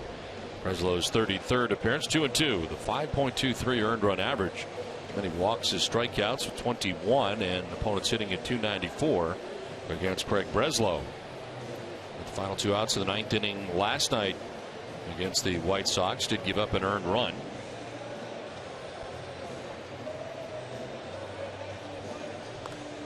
Well, these aerial views of Boston and Fenway Park are brought to you by Hood, the official dairy of the Boston Red Sox. To follow the Hood Blimp and to enter to win prizes this summer, visit the Hood Facebook page or follow at Hood Blimp on Twitter.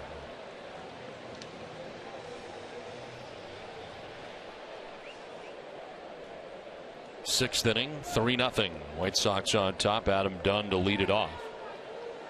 Dunn, Ramirez, and Gillespie. 4, 5, and 6 for the White Sox.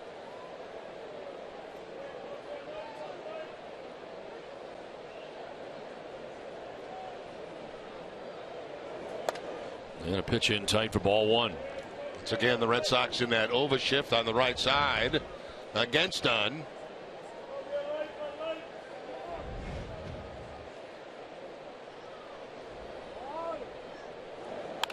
On the ground, down the first baseline, and down to a knee goes Napoli. Handles the first out here of the 6th inning. That's generally what will happen when you've had one go through your legs. You'll go down on the knee, one knee. After that, to make sure you get down on the ground ball, and Napoli's able to make that play.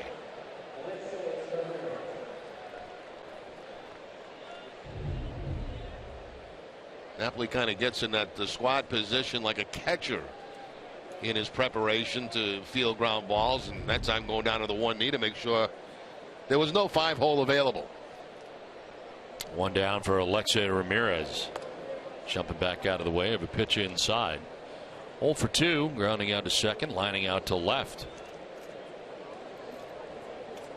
Your thoughts on Ruby De La Rosa tonight? Not bad. You know, I mean, 3 runs given up to this ball club, couple of home runs hurt him, obviously, missed locations. But again, I feel the same way about De La Rosa as I do about Workman. I think both guys have the ability to be quality major league pitchers. When you throw as hard as De La Rosa and you have the kind of changeup that he has, I think the big key to him is mastering that third pitch. And you know, once he can do that, I think he's got a chance to be a big winner.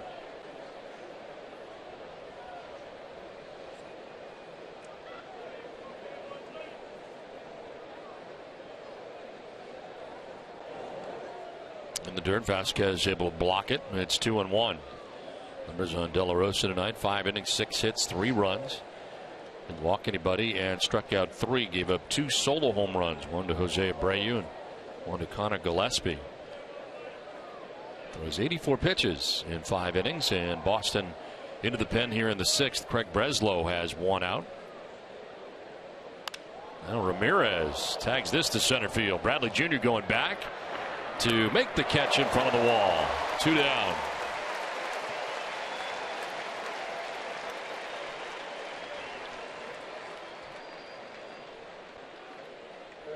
Little jump at the end of that catch just for the heck of it for Bradley Jr.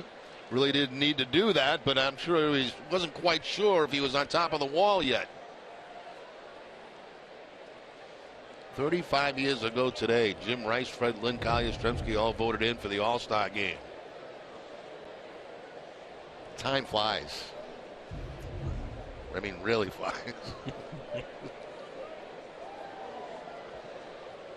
2 down here in the 6th inning. Connor Gillespie. He's 2 hits already, and now he's swinging at the first pitch and flying to left field. Johnny Gomes puts it away, and Craig Breslow has a good 1-2-3 6th inning. It's 3-0 Chicago.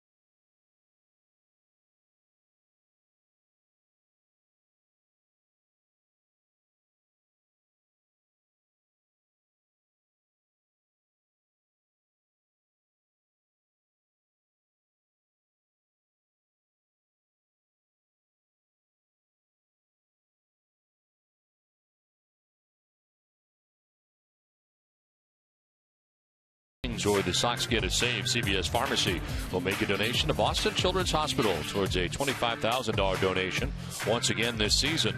CVS Pharmacy, the official pharmacy of the Boston Red Sox. Dustin Pedroia takes strike one to begin things here in the bottom of the sixth inning. Pedroia has lined out to second base and flied out to the warning track in center. 0 for 2.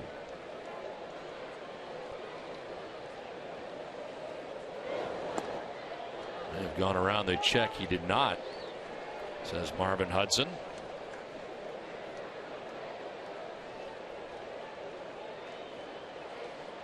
Line on Sale, 5+, 3 hits, no runs. Hasn't walked anybody per usual, 5 Ks. Fly ball headed to center field, and Adam Eaton. One down in the sixth inning. Futures at Fenway presented by Mitsubishi Electric. Don't miss Futures at Fenway this coming Sunday, July 13th, for a great day of baseball action featuring Red Sox prospects and lots of family fun. Tickets are just $15 after the game. Join us for a special 25th anniversary showing of the iconic classic baseball movie Field of Dreams. Go to redsox.com/futures to get your tickets for this great family event today. Pitch in there for a strike to David Ortiz.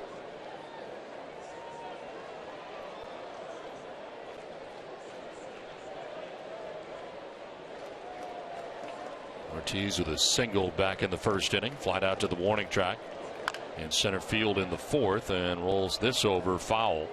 Down 0-2. More action in the Red Sox pen as Edward Mujica warming in the pen. Breslow working the sixth inning, and John Farrell into that bullpen tonight in the sixth.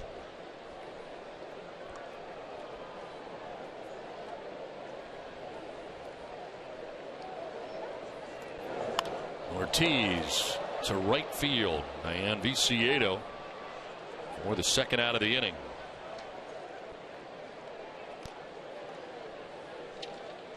If you ever wanted to watch a Red Sox game from on top of the Green Monster, log on to NESN.com/Nexium 24-hour to register for the Nexium 24-hour Green Monster ticket giveaway for your chance to win 4 tickets atop the iconic Green Monster, courtesy of Nexium 24-hour.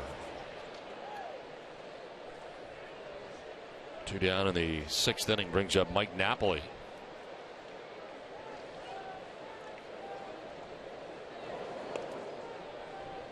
Napoli struck out in the first inning, grounded out in the fourth.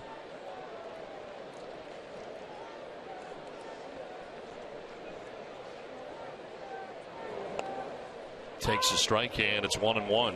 Well, you knew this was going to be a tough matchup coming in, and it certainly has been for the Red Sox, facing Sale, who has been pitching outstanding baseball. His only loss this year to the Detroit Tigers.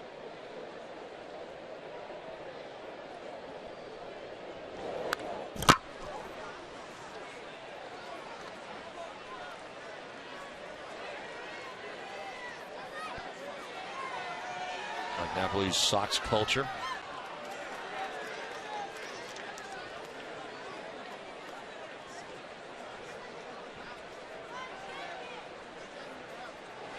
Swing and a miss, and Napoli strikes out. 6 strikeouts for Sale. A 1-2-3 sixth inning and a 3-0 White Sox lead.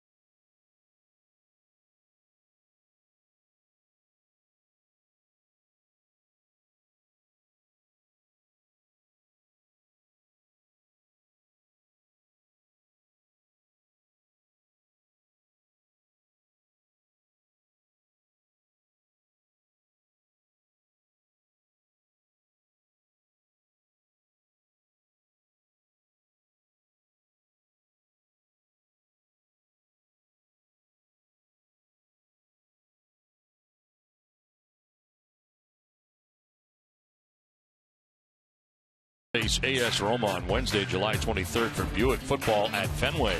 The match will feature two of the most prominent clubs in European football, setting the stage for an exciting rematch at Fenway Park. Tickets are on sale now.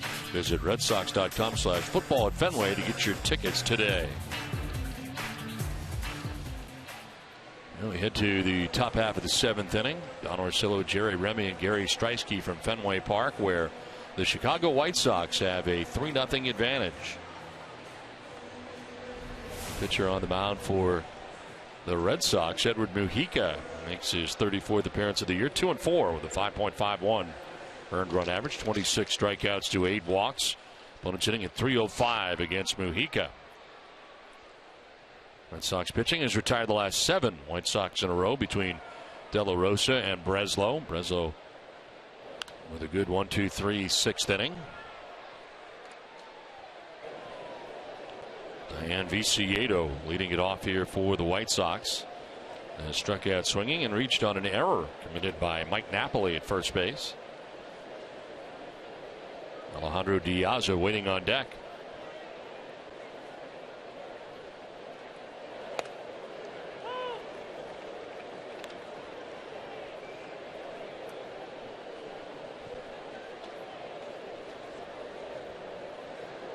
He took the loss on Sunday against Baltimore, going inning and a third. It was the extra inning game. He threw a scoreless 11th inning, but allowed the winning run on J.J. Hardy's single in the 12th. Scoring David Lowe led off the inning with a triple.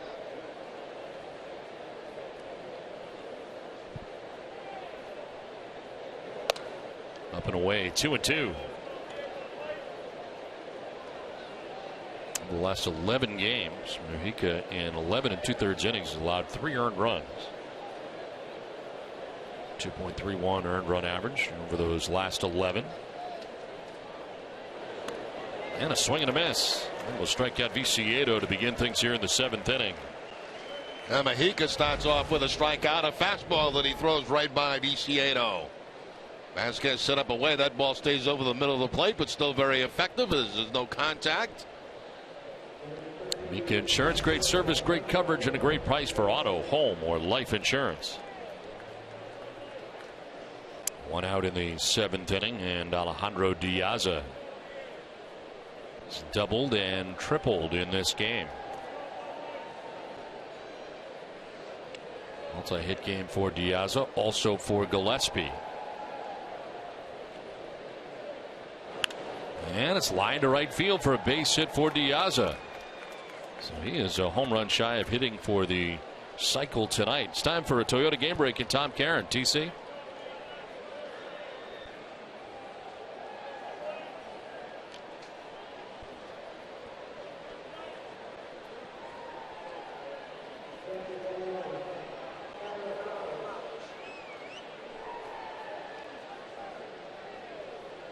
All right, Tom, thanks very much. As the Yankees start tonight, 4 games back of the Baltimore Orioles in the American League East.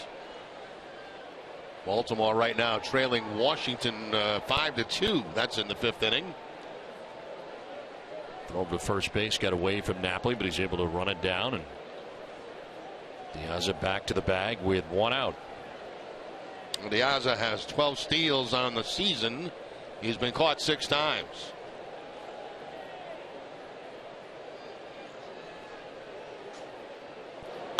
Breaking ball hit in the air to left field, sending Johnny Gomes back to the track and to the wall. Can't make the catch. Kicks off Gomes, and Diaz is going to be waved around third. Almost made contact with third base coach, and the throw to the plate's going to be in time. He is out.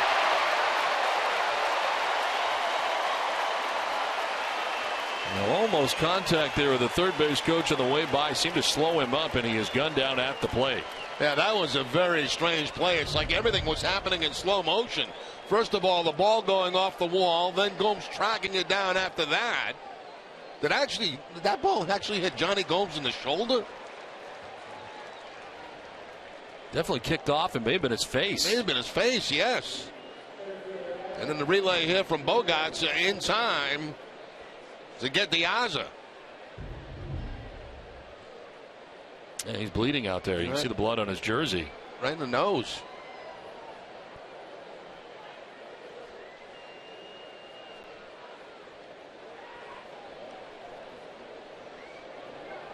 So 2 down. Flowers at third base, credited with a double. And a fly ball foul off to the left out of play.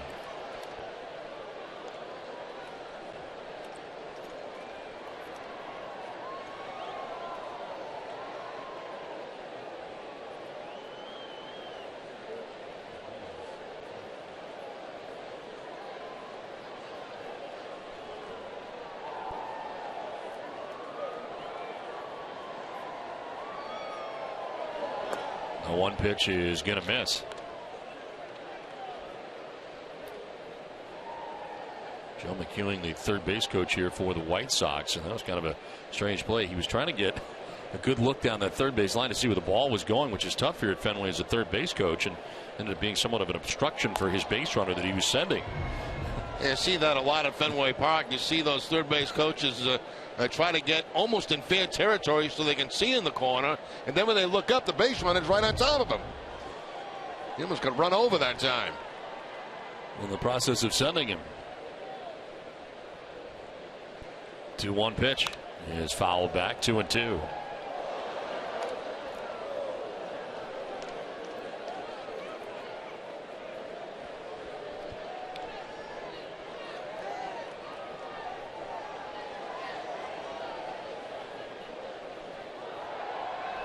And Flowers ended up at third base, credited with a double. Took third on the throw to the plate. Eaton trying to bring him in.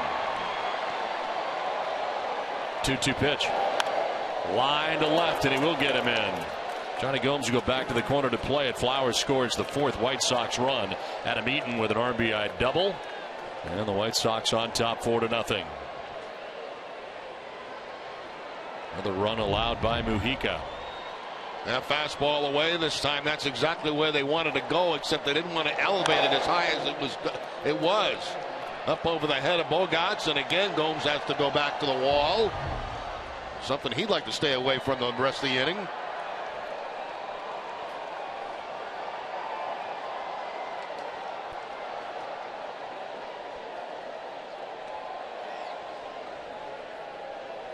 Well, 2 down, Eaton at second base, and now Gordon Beckham the batter. No action behind Mujica. Bullpen quiet right now.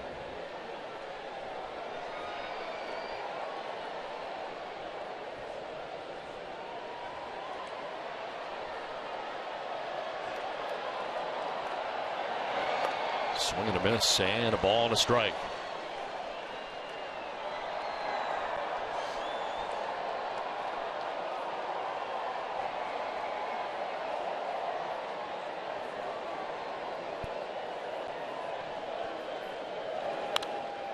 Popped up, foul ground. Down from first is Napoli. Vasquez there as well, but it's Napoli who makes the catch. That ends the top of the 7th inning. 7th inning stretch from Fenway. White Sox lead at 4-0.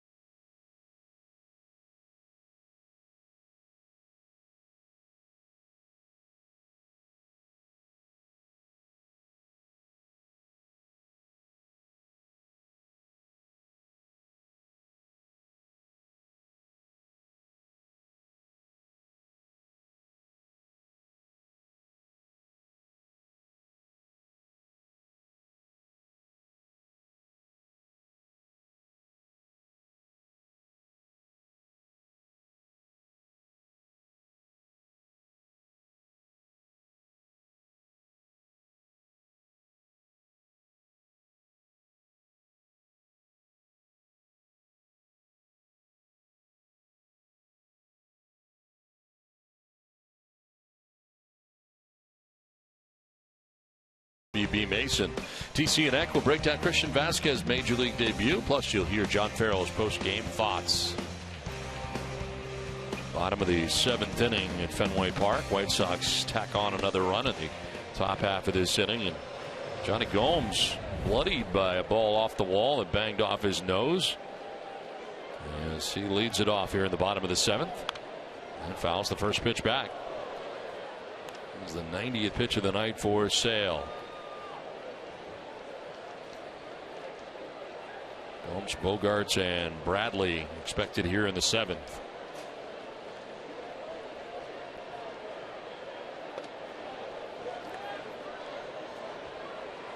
Johnny Gomes has singled to left and been hit by a pitch. Breaking ball getting him in the back right leg.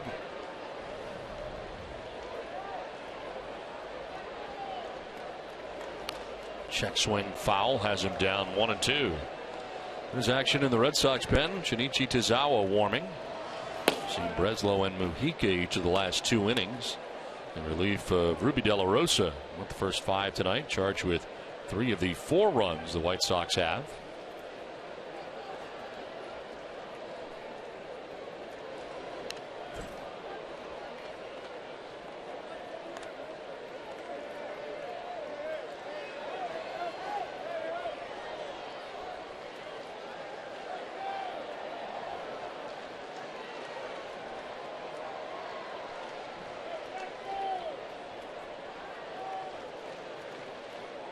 One-two pitch on the ground off the end of the bat, foul, spinning its way to the tarp.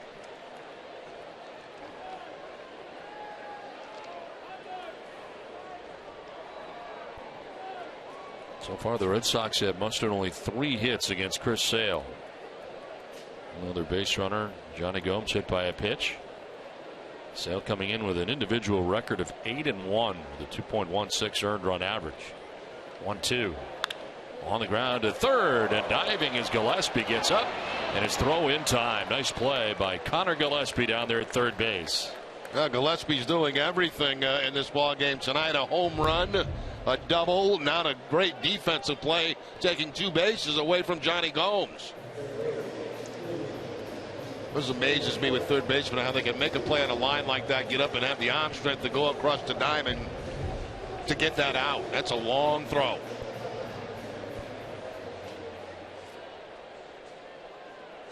One down, 6 in a row, retired by Sale. Here's Xander Bogaerts. Bogaerts 0 for 2 tonight, striking out swinging in the 2nd. Reached on a fielder's choice in the 4th inning.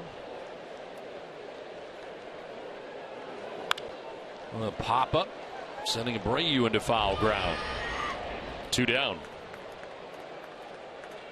Now, for every Red Sox hit in July, EchoStore Technologies will donate $50 to Massachusetts Down Syndrome Congress. EchoStore is proud to assist MDSC in helping ensure individuals with Down syndrome to be valued, included, and given the opportunities to pursue a fulfilled life. To learn more, visit EchoStore.com. EchoStore Technologies, your data center solutions provider. 2 down in the 7th inning for Jackie Bradley. 0 for 2. He's flied out twice to the center fielder Adam Eaton.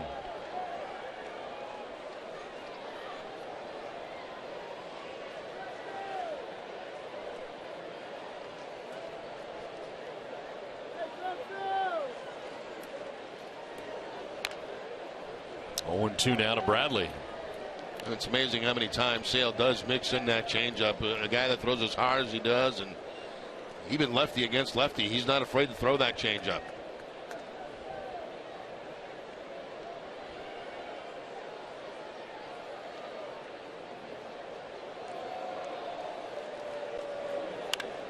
Fly ball headed out to deep right field. Viciedo going back there, and he'll make the catch on the track in front of the short fence out there in right. Bradley Jr.'s retired. Sox down in order, trailing 4-0.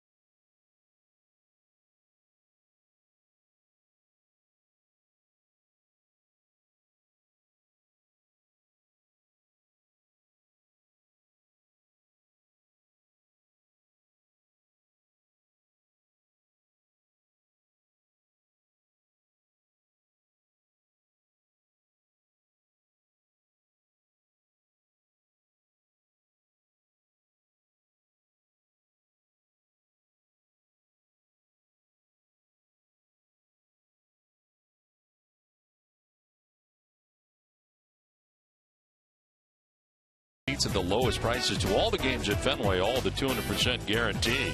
Right now, Ace Ticket has special savings on all Red Sox games. Visit Ace Ticket or call 1-800-MY-SEATS.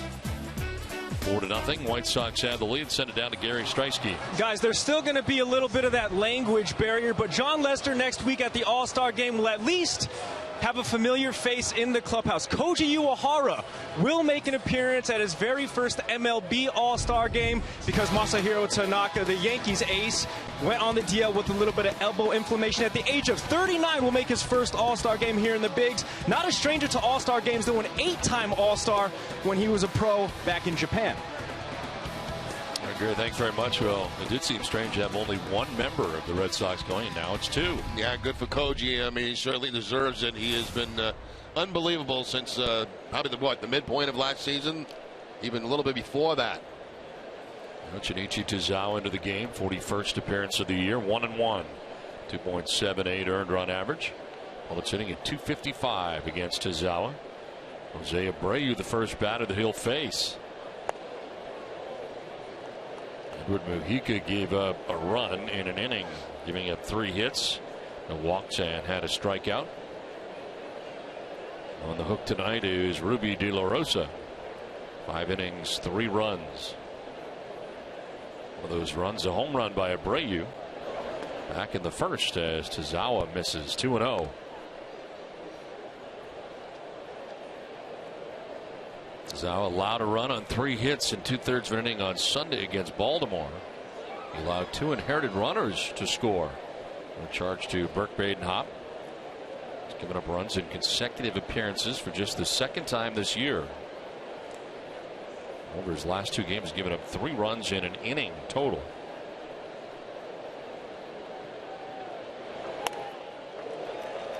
There's a strike, 2-1.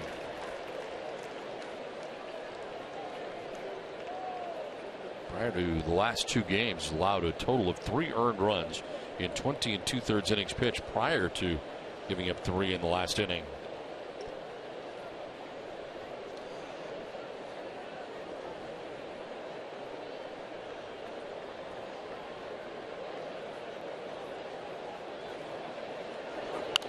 Fouled off to the right, out of play. 2-2.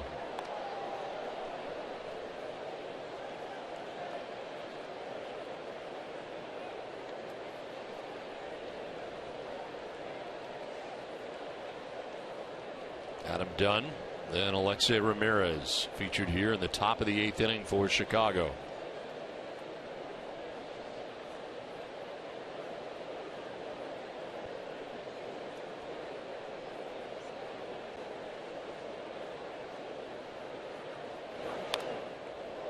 Fouled off, still 2-2. Pretty good job fouling off that split-fingered fastball. It was a good one by Tozawa. Down out of the strike zone, but still top foul by Abreu.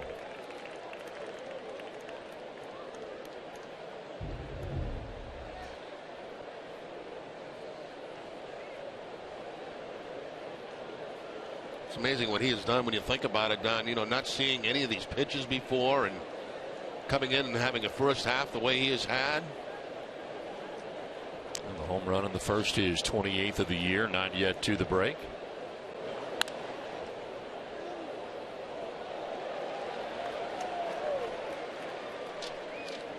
Tune in tonight after our Red Sox coverage for NESN Sports Today, presented by People's United Bank. Adam and Sarah will have all the sights and sounds from day 1 at Bruins development camp, including Jamie Erdahl's one-on-one with goalie Malcolm Subban.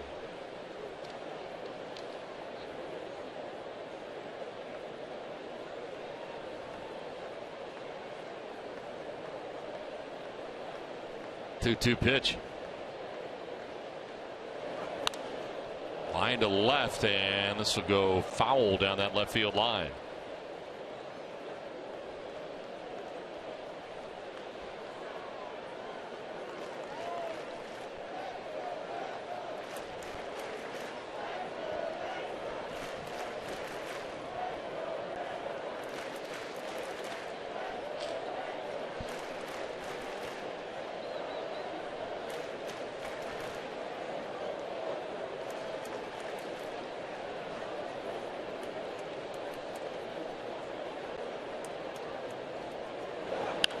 Abreu inside out swing, sending it into right field and in for a base hit. His second hit of the night.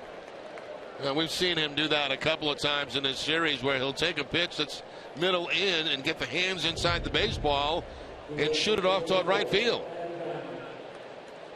Most good hitters are able to do that. And certainly Abreu was one of those. Hands in, head on the ball, and shoot it over the right field for a base hit. Well, he's on to begin things here in the 8th inning. Adam Dunn now 1 for 3 tonight. Dunn with a double to right field back in the 1st inning.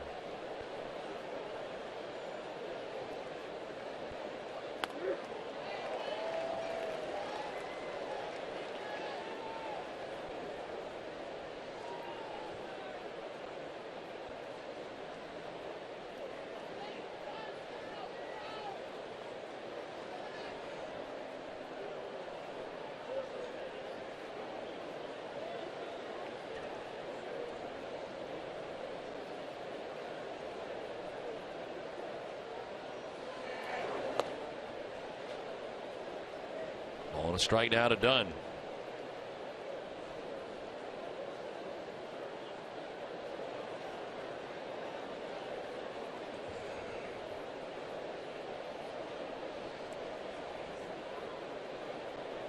Napoli holding on to Abreu.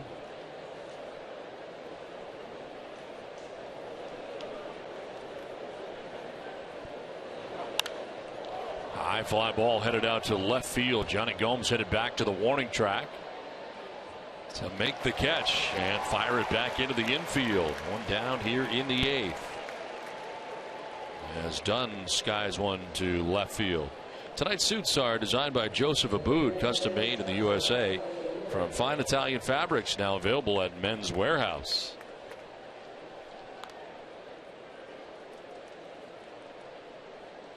Got some new suits too that will be featuring in the second half of the season. They'll be breaking out some summer suits. Yeah, I some understand. new suits and new shirts and ties.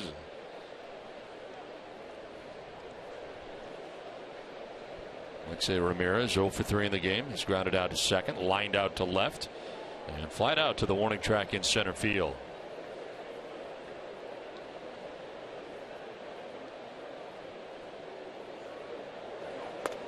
There's strike one right down the middle.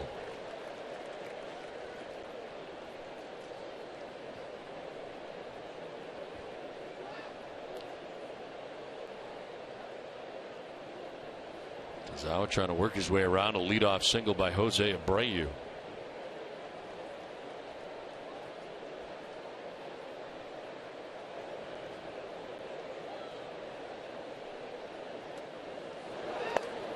Strike two. Another fastball back to back and both at 95 miles an hour. Yeah, that one over the middle of the plate and down. It was supposed to be inside. He missed a little bit in his spot, but still a very good pitch.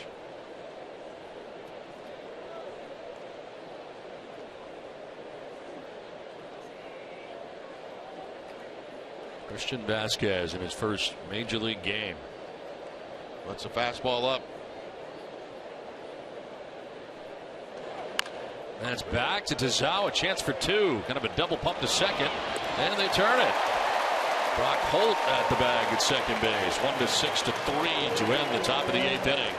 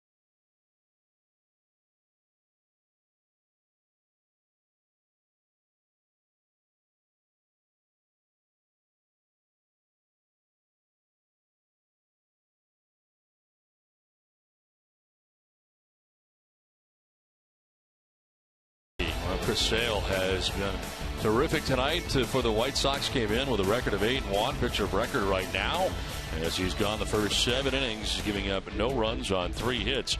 Ruby De La Rosa leaves after 5 innings, giving up 3 runs. Bray with a home run, Gillespie with a home run, and the White Sox enjoy a 4-0 advantage into the bottom of the 8th inning. Back at Fenway Park, and back on the mound for the White Sox is Chris Sale. Mookie Betts, Christian Vazquez, and Brock Holt scheduled here in the bottom of the 8th. Time call, beach ball out in center field again. They just got rid of one. Another one's out there now, and Adam Eaton is going to take care of it. Actually, the right-hander guy's been closing games for the White Sox. This has kind of been closer by committee, but Jake Petrichka out there in the pen right now. They've tried a few different guys. Not a safe situation at the moment, as there's a strike to Mookie Betts. Struck out looking in the 2nd and doubled in the 5th.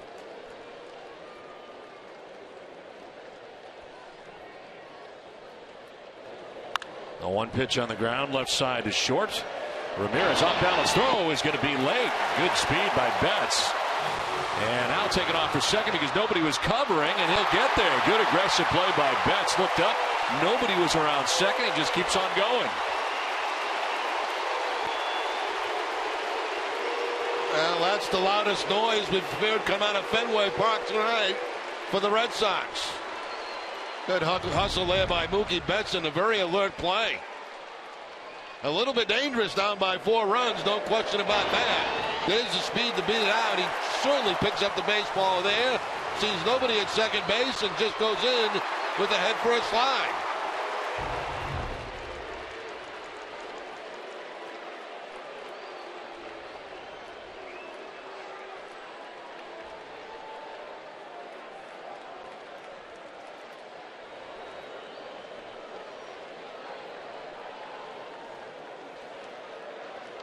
That's about all the Red Sox fans have had to cheer about tonight. Amateur out there arguing the play at first base, but did not challenge it. There's the play at first base again, but there's no question Betts is safe right there. They do not challenge it.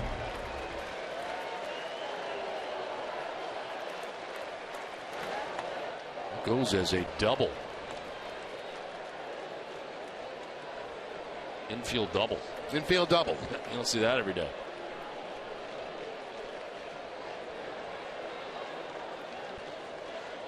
So Betts with 2 doubles in the games.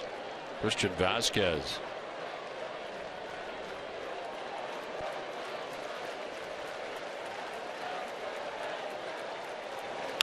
On the ground, softly right side. Beckham throws out Vazquez, but on to third base goes Betts.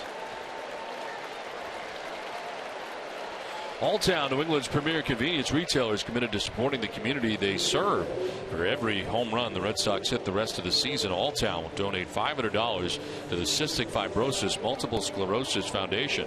Visit cfmsfund.org for more information. Mookie Betts at third base with 1 out, and Brock Holt at the plate. 0-for-3 night for the Red Sox leadoff hitter. He has struck out, grounded out, and struck out again.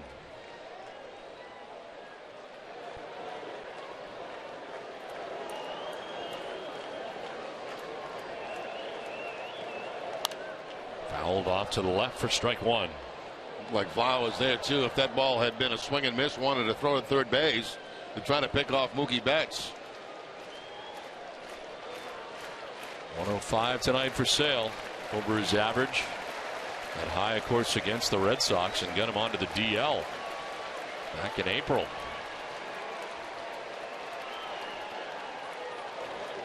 Holt reaching out, fouling it off to the left, down 0-2.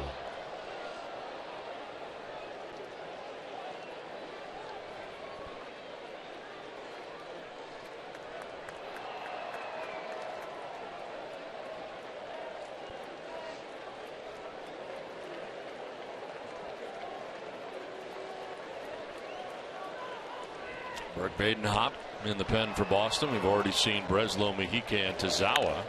Back to Sale, who has got Betts stopped at third, so he turns and fires to get Hole. And Betts remains at third base with 2 down. Yeah, good job by Sale there with presence of mind and turn around and check the runner at third base, make sure he's not going anywhere, then get the out at first base. Robin Ventura, the 2 outs here, and that pitch count rising for Sale. Very careful in his usage of him. Will make the change here. Sale seemed to be surprised to see him arriving at the mound. He will make the change as incoming is Petrichka. Pitching change from Fenway, 4-0 Chicago.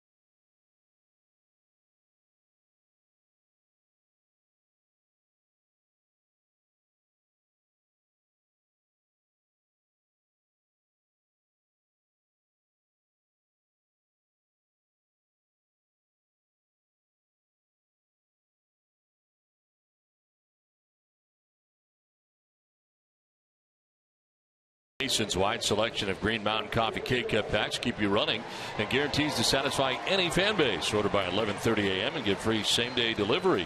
Who but WB Mason? 2 down here in the bottom of the 8th inning. It's a night for Chris Sale, who departs with a chance to pick up his 9th win. Came in at 8-1 and leaves with a 4-0 lead, but responsible for the runner at third base. As Dustin Pedroia bats with Mookie Betts at third, and Pedroia takes ball 1 at 95 miles an hour from Jake Petrichka. His 39th appearance, 0-2 with a 1.85 earned run average. 3 out of 4 in save opportunities since he's been doing it. And opponents sitting at 207 against him. Pedroia to center field, a base hit and an RBI. Red Sox are on the board. It's 4-1 now, Chicago. Now Pedroia got jammed a little bit by that fastball by Petrichka, but able to get that ball to shoot up the middle for him and pick up the RBI. His 34th RBI of the season. And the Red Sox trail it by 3.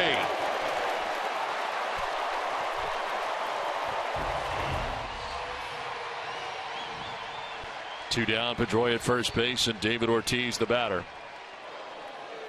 David singling in the first. Since then, he's flied out to the warning track in center.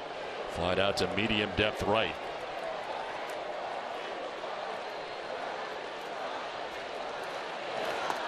Strike 1.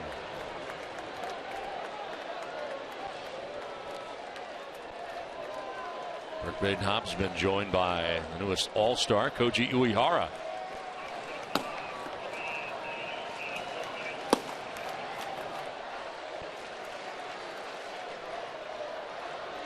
Outside, 1-1. If the Red Sox were able to pick up a couple of runs here, you'd see Uehara probably in the 9th inning.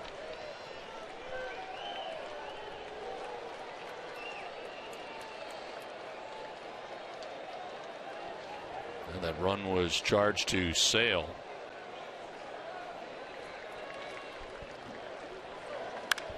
This is driven well to left field. And back and grabbing some wall. Off the wall, Adam Eaton. Get it back in. Pedroia's going to try and score. A bobble for Ramirez, and Pedroia will score. 4-2 now. The White Sox on top. That's about time. David Ortiz gets one off the wall. He's been hitting the ball very long, but to the wrong part of the ballpark. Out toward that 420 center field. This time he gets it to go to the left field wall and plants one off there. The Red Sox pick up 2 runs here with 2 outs in the 8th. So the bobble there by Ramirez. Yeah, I don't think it made a difference, though, Don. I think Pedroia would have scored. He had a pretty long throw to make.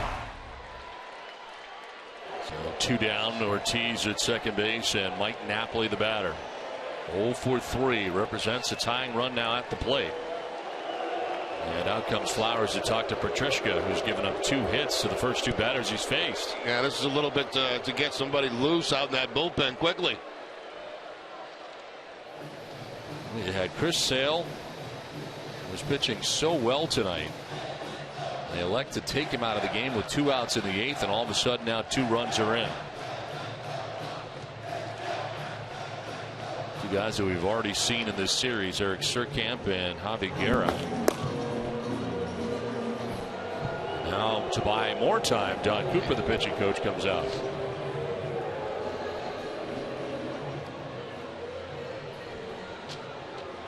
Stay tuned tonight following WB Mason's Extra Innings for Red Sox Final, presented by Esurance.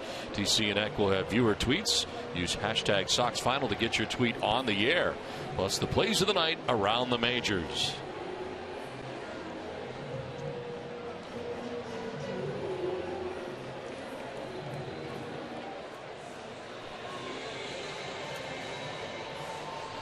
This has happened quickly. Mike Napoli ready to step in here with Ortiz at second base. Napoli struck out in the 1st, grounded out to short in the 4th, struck out in the 6th.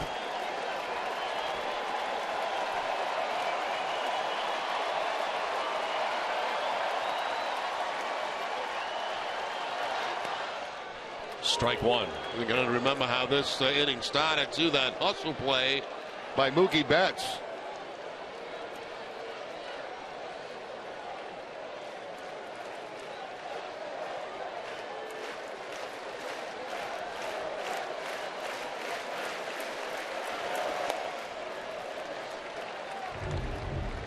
Here's that play we're talking about, where he beats the ground ball out at first base. He sees nobody covering second and just continues on. A little bit risky down by 4 runs, but it got things ignited. In the dirt, and Flowers will block that. 2-1.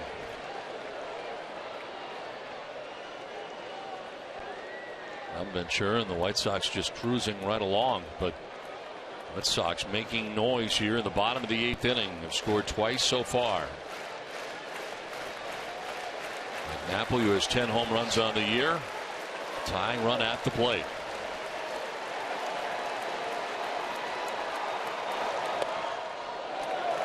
Low for ball 3.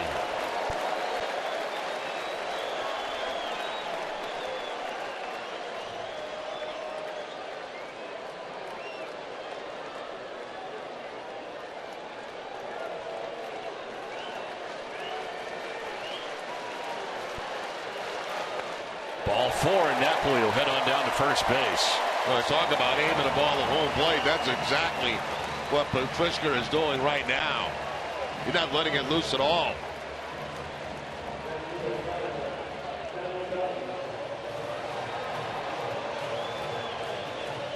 Since coming in, he gave up the RBI single to Pedroia, the RBI double by Ortiz, and a walk now to Napoli. Johnny Gomes, 1 for 3 in the night, a single back in the 2nd inning.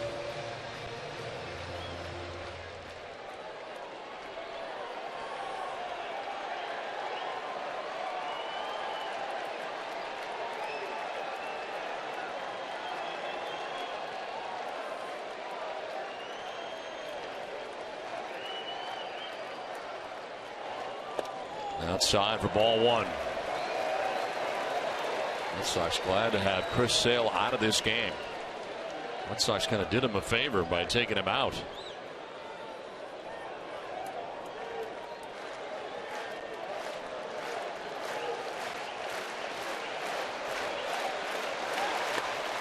There's a strike as it's even at 1-1. The question is, would you pitch in Mike Copp right now in this situation? But if you did, they got a lefty loose thing in the bullpen. They'd be sure to call on him.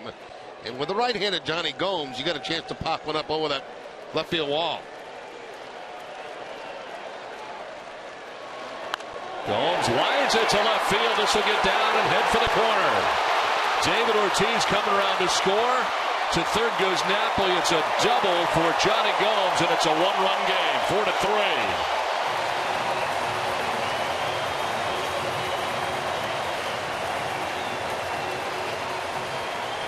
Well, Johnny Gomes, who took one off the nose a few innings ago, out in left field, rifles one back down in left field, this time offensively. The slide of that time, they didn't do very much. Stayed down in on Gomes, and he takes it right down that left field line. David Ortiz scores, and the Red Sox now only one down.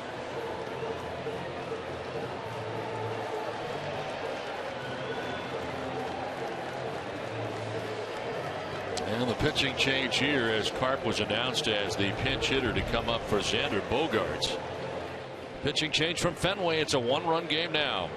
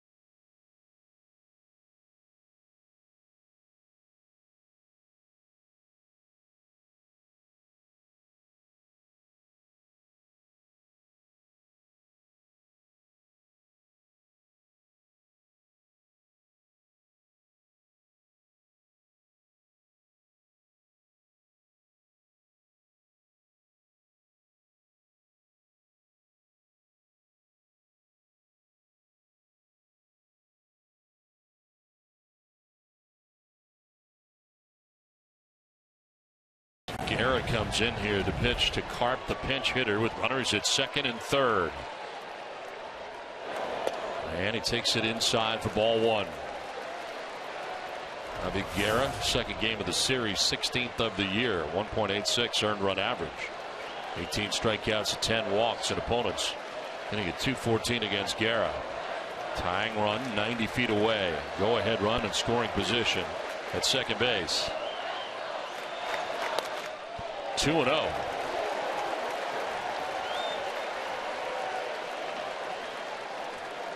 Robin Ventura takes Sale out after 7 2/3 innings. At that point, it was 4-0. It's now 4-3. And second and third with two down.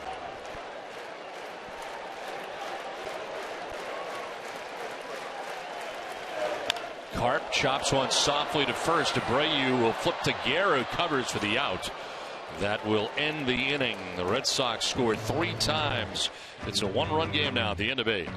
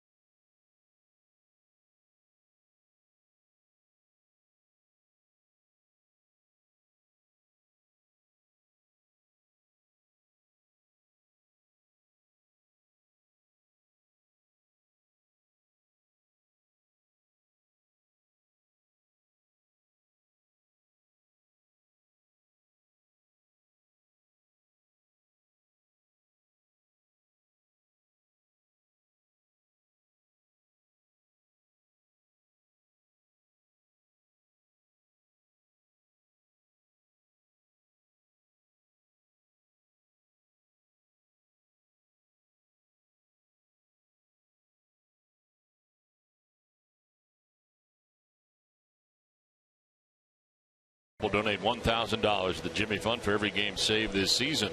Everybody saves at Bob's. Bob's Discount Furniture, quality, choice, and value. Learn more at mybobs.com. The Red Sox making some noise. They scored 3 times in the bottom of the 8th inning to make it 4-3.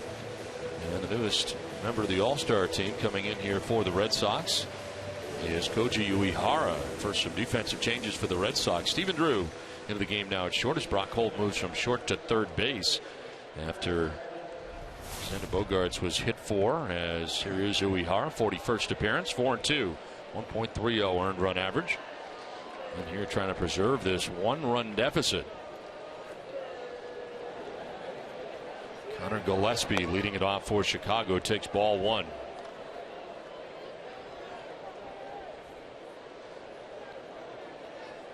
Gillespie has homered and doubled, also flied out to left.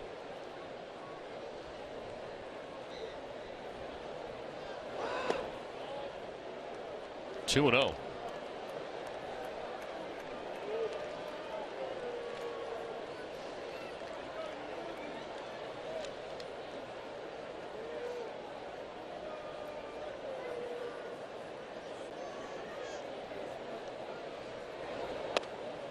There's a strike. 2-0 split at that time from Uehara to get the strike. There are 2 scoreless innings, 9th and 10th inning on Sunday against Baltimore. 3rd time this year that he's gone 2 innings. Driven foul out ahead.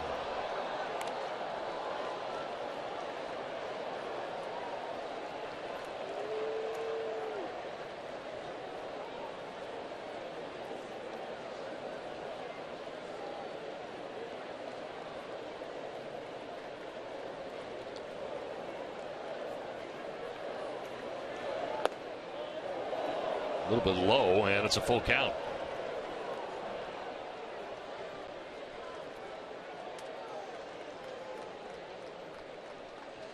Gillespie now, Viciedo next, and then Diaza expected here in the top half of the 9th. And a swing and a miss. Struck him out. 1 down. Well, Uehara throws that splitter at any time, and now on the 3-2 count, picks up the strikeout with it. Well, out in his front foot there was Gillespie, who's had a very good night.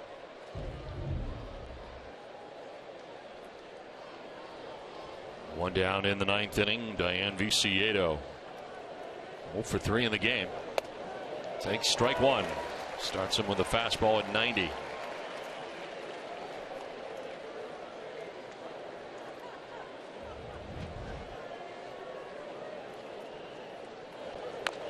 Chopped down the third baseline, foul.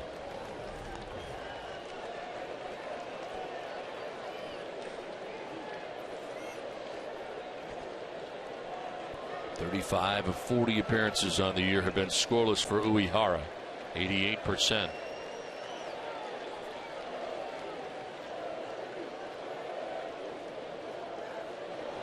And a swing and a miss. Back-to-back strikeouts for Koji. 2 down in the ninth. And both strikeouts coming on the split-fingered fastball.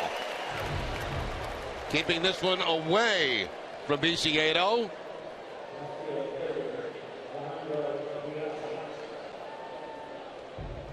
Two down for Alejandro Diaz. It's been a 3-hit night. He has a home run shy of the cycle. Double in the second, triple in the fourth, and a single in the seventh.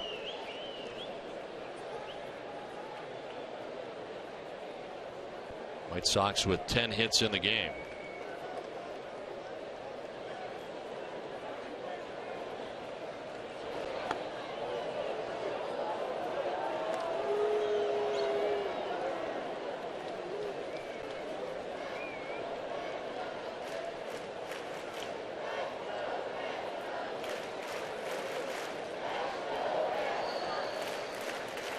Swing and a miss, and it's 1-1.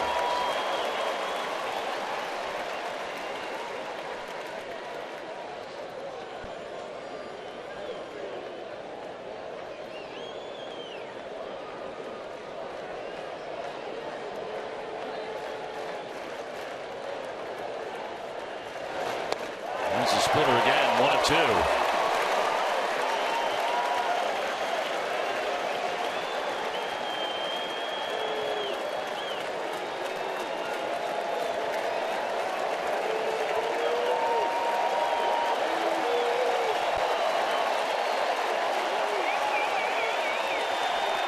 You spell Koji with a K. Gillespie, Viciedo, and Diaz all down by way of the K.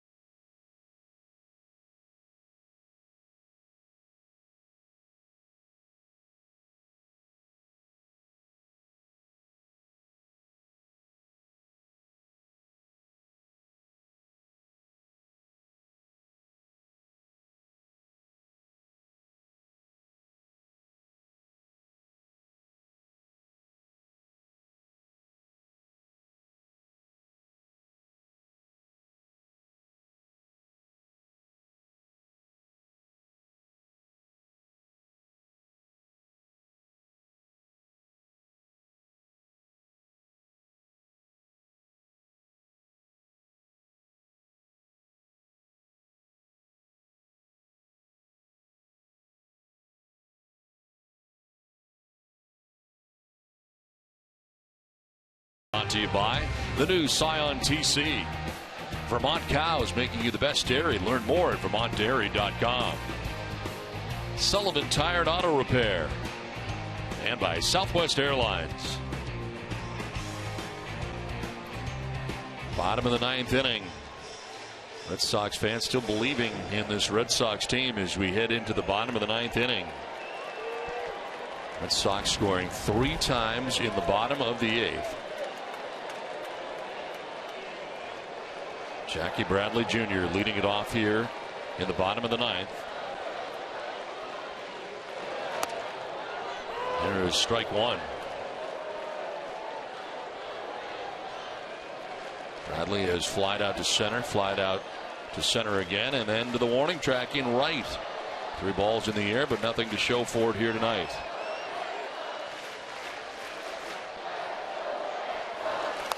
Swing and a miss, a very late swing and a 94-mile-an-hour fastball. Yeah, it looked like that pitch surprised Bradley Jr. a little bit with the velocity of it.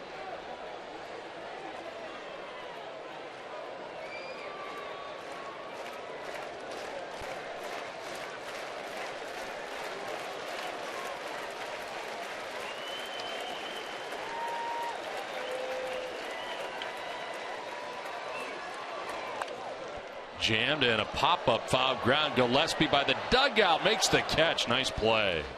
First out of the 9th inning.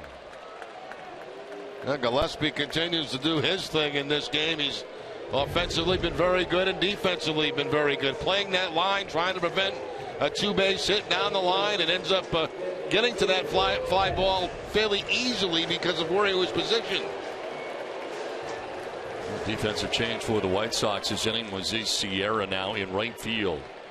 And for defense,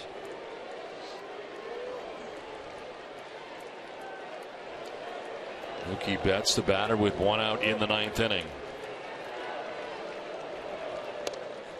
Takes strike 1.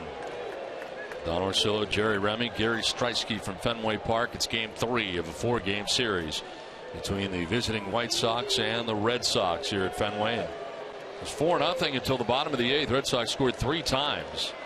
Now there's 1 out here in the 9th. And Mookie Betts is down 0-2. Pinch hitters come out on deck for Christian Vasquez, Daniel Nava.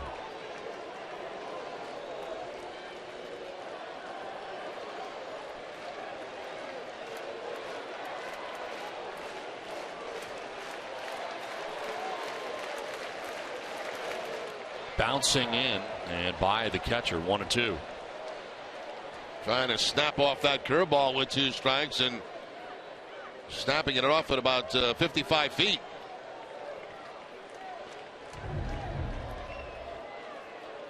Directly down on the ground.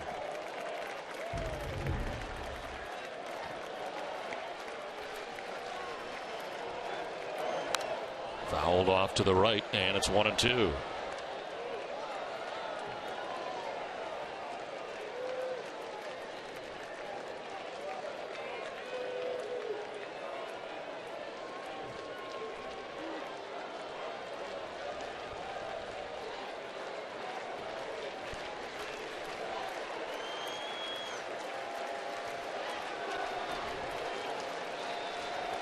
Look out, Mookie Betts gets hit. Tying run aboard with 1 out in the 9th.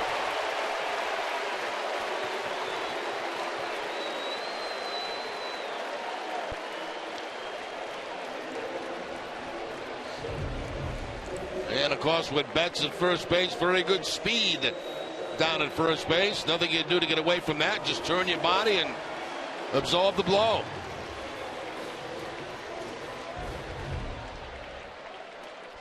One out, Betts at first, and the pinch hitter Daniel Nava. Pinch hitting here for Christian Vasquez in his major league debut. Went 0 for 3 tonight.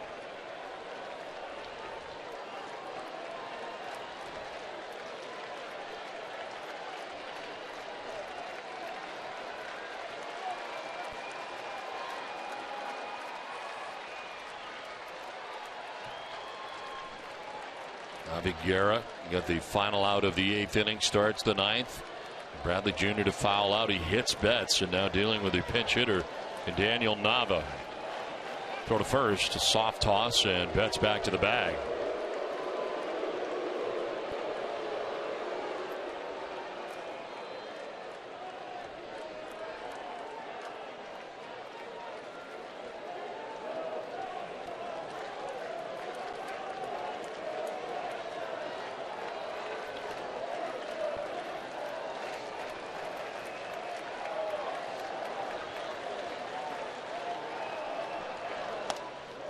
Strike call in the top corner of the strike zone.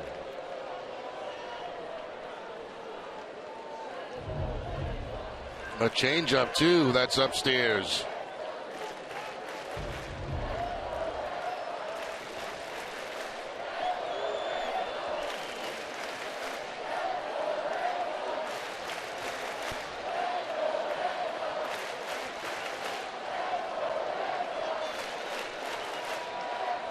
The 1-2 Nava.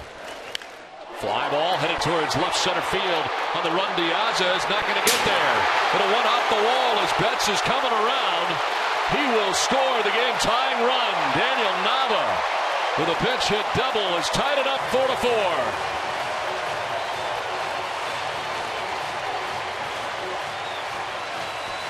Now this has been two different games for the Red Sox. One when Chris Sale was in it. The other when the bullpen was in it. Nava go down with a cut fastball, finds that left field wall.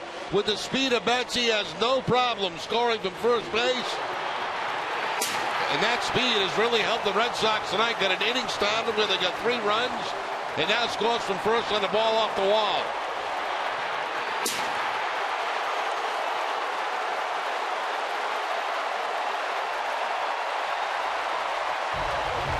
Now Brock Holt, the winning run at second base. Down and in for ball 1. Holt 0 for 4 tonight for the Red Sox. 2 strikeouts, 2 groundouts.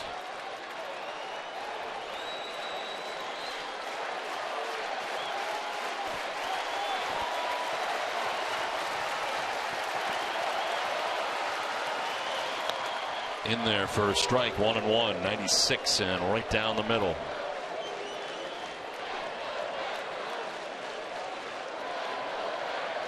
Guerra, who has been shaky in this inning, has 1 out, winning run in scoring position.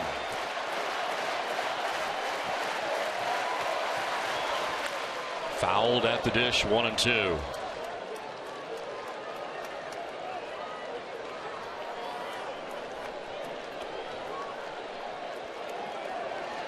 Chris Sale was sailing right along to his 9th win of the year when lifted from this game.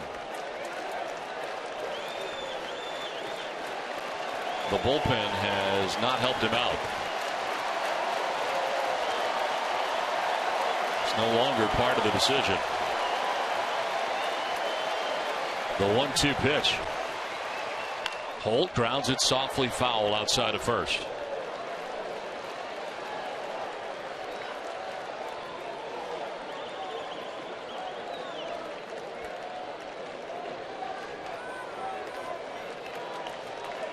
Uehara with an impressive 9th inning. These 3 batters struck them all out. Game now tied 4-4.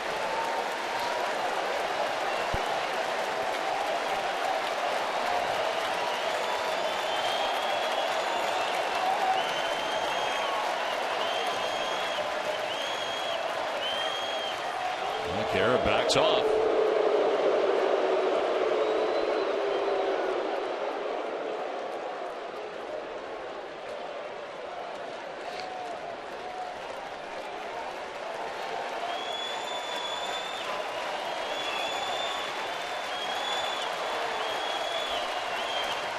Holt to right, a base hit. Now they'll be waved around. Sierra's up and throwing, and the Red Sox are winning. Boston wins it 5-4. Brock Holt does it again, and the legend of Brock Holt continues.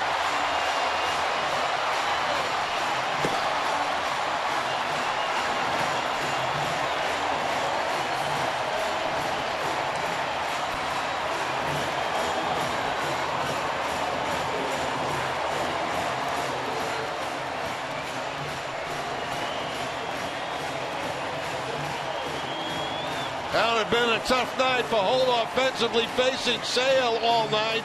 He gets a chance to work on a right-hander and picks up the base hit to drive in the winning run. Mookie Betts, a big part of this comeback tonight with his hustle for the Red Sox. Fastball hooked by Holt right there.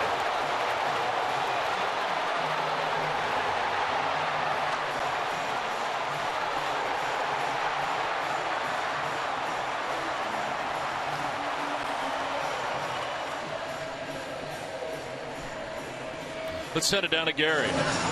Brock, hitless before that just now. What can't you do? Obviously hit Chris Sale. We were fortunate to finally get him out of the game, and we never gave up. Ended up winning a big game tonight. So much youth in tonight's lineup, but the young guns, they can play some ball. Yeah, absolutely. It's fun to watch. Every one of them. Hats off to Mookie for a great game. Vasquez calling a good game. It was a good all-around win. Shane with the miss. Listen, Brock, these guys love you. The legend continues. What do you want to say to the nation? I love you back, I guess, yeah. All right, Brock, congratulations. Yeah. Good stuff, man. All right, Gary, thanks very much. Well, Brock Holt with the walk-off hit, and the Red Sox with a victory tonight, 5-4, scoring 3 times in the 8th, twice in the 9th, and win it 5-4 as we send it to Tom Caron.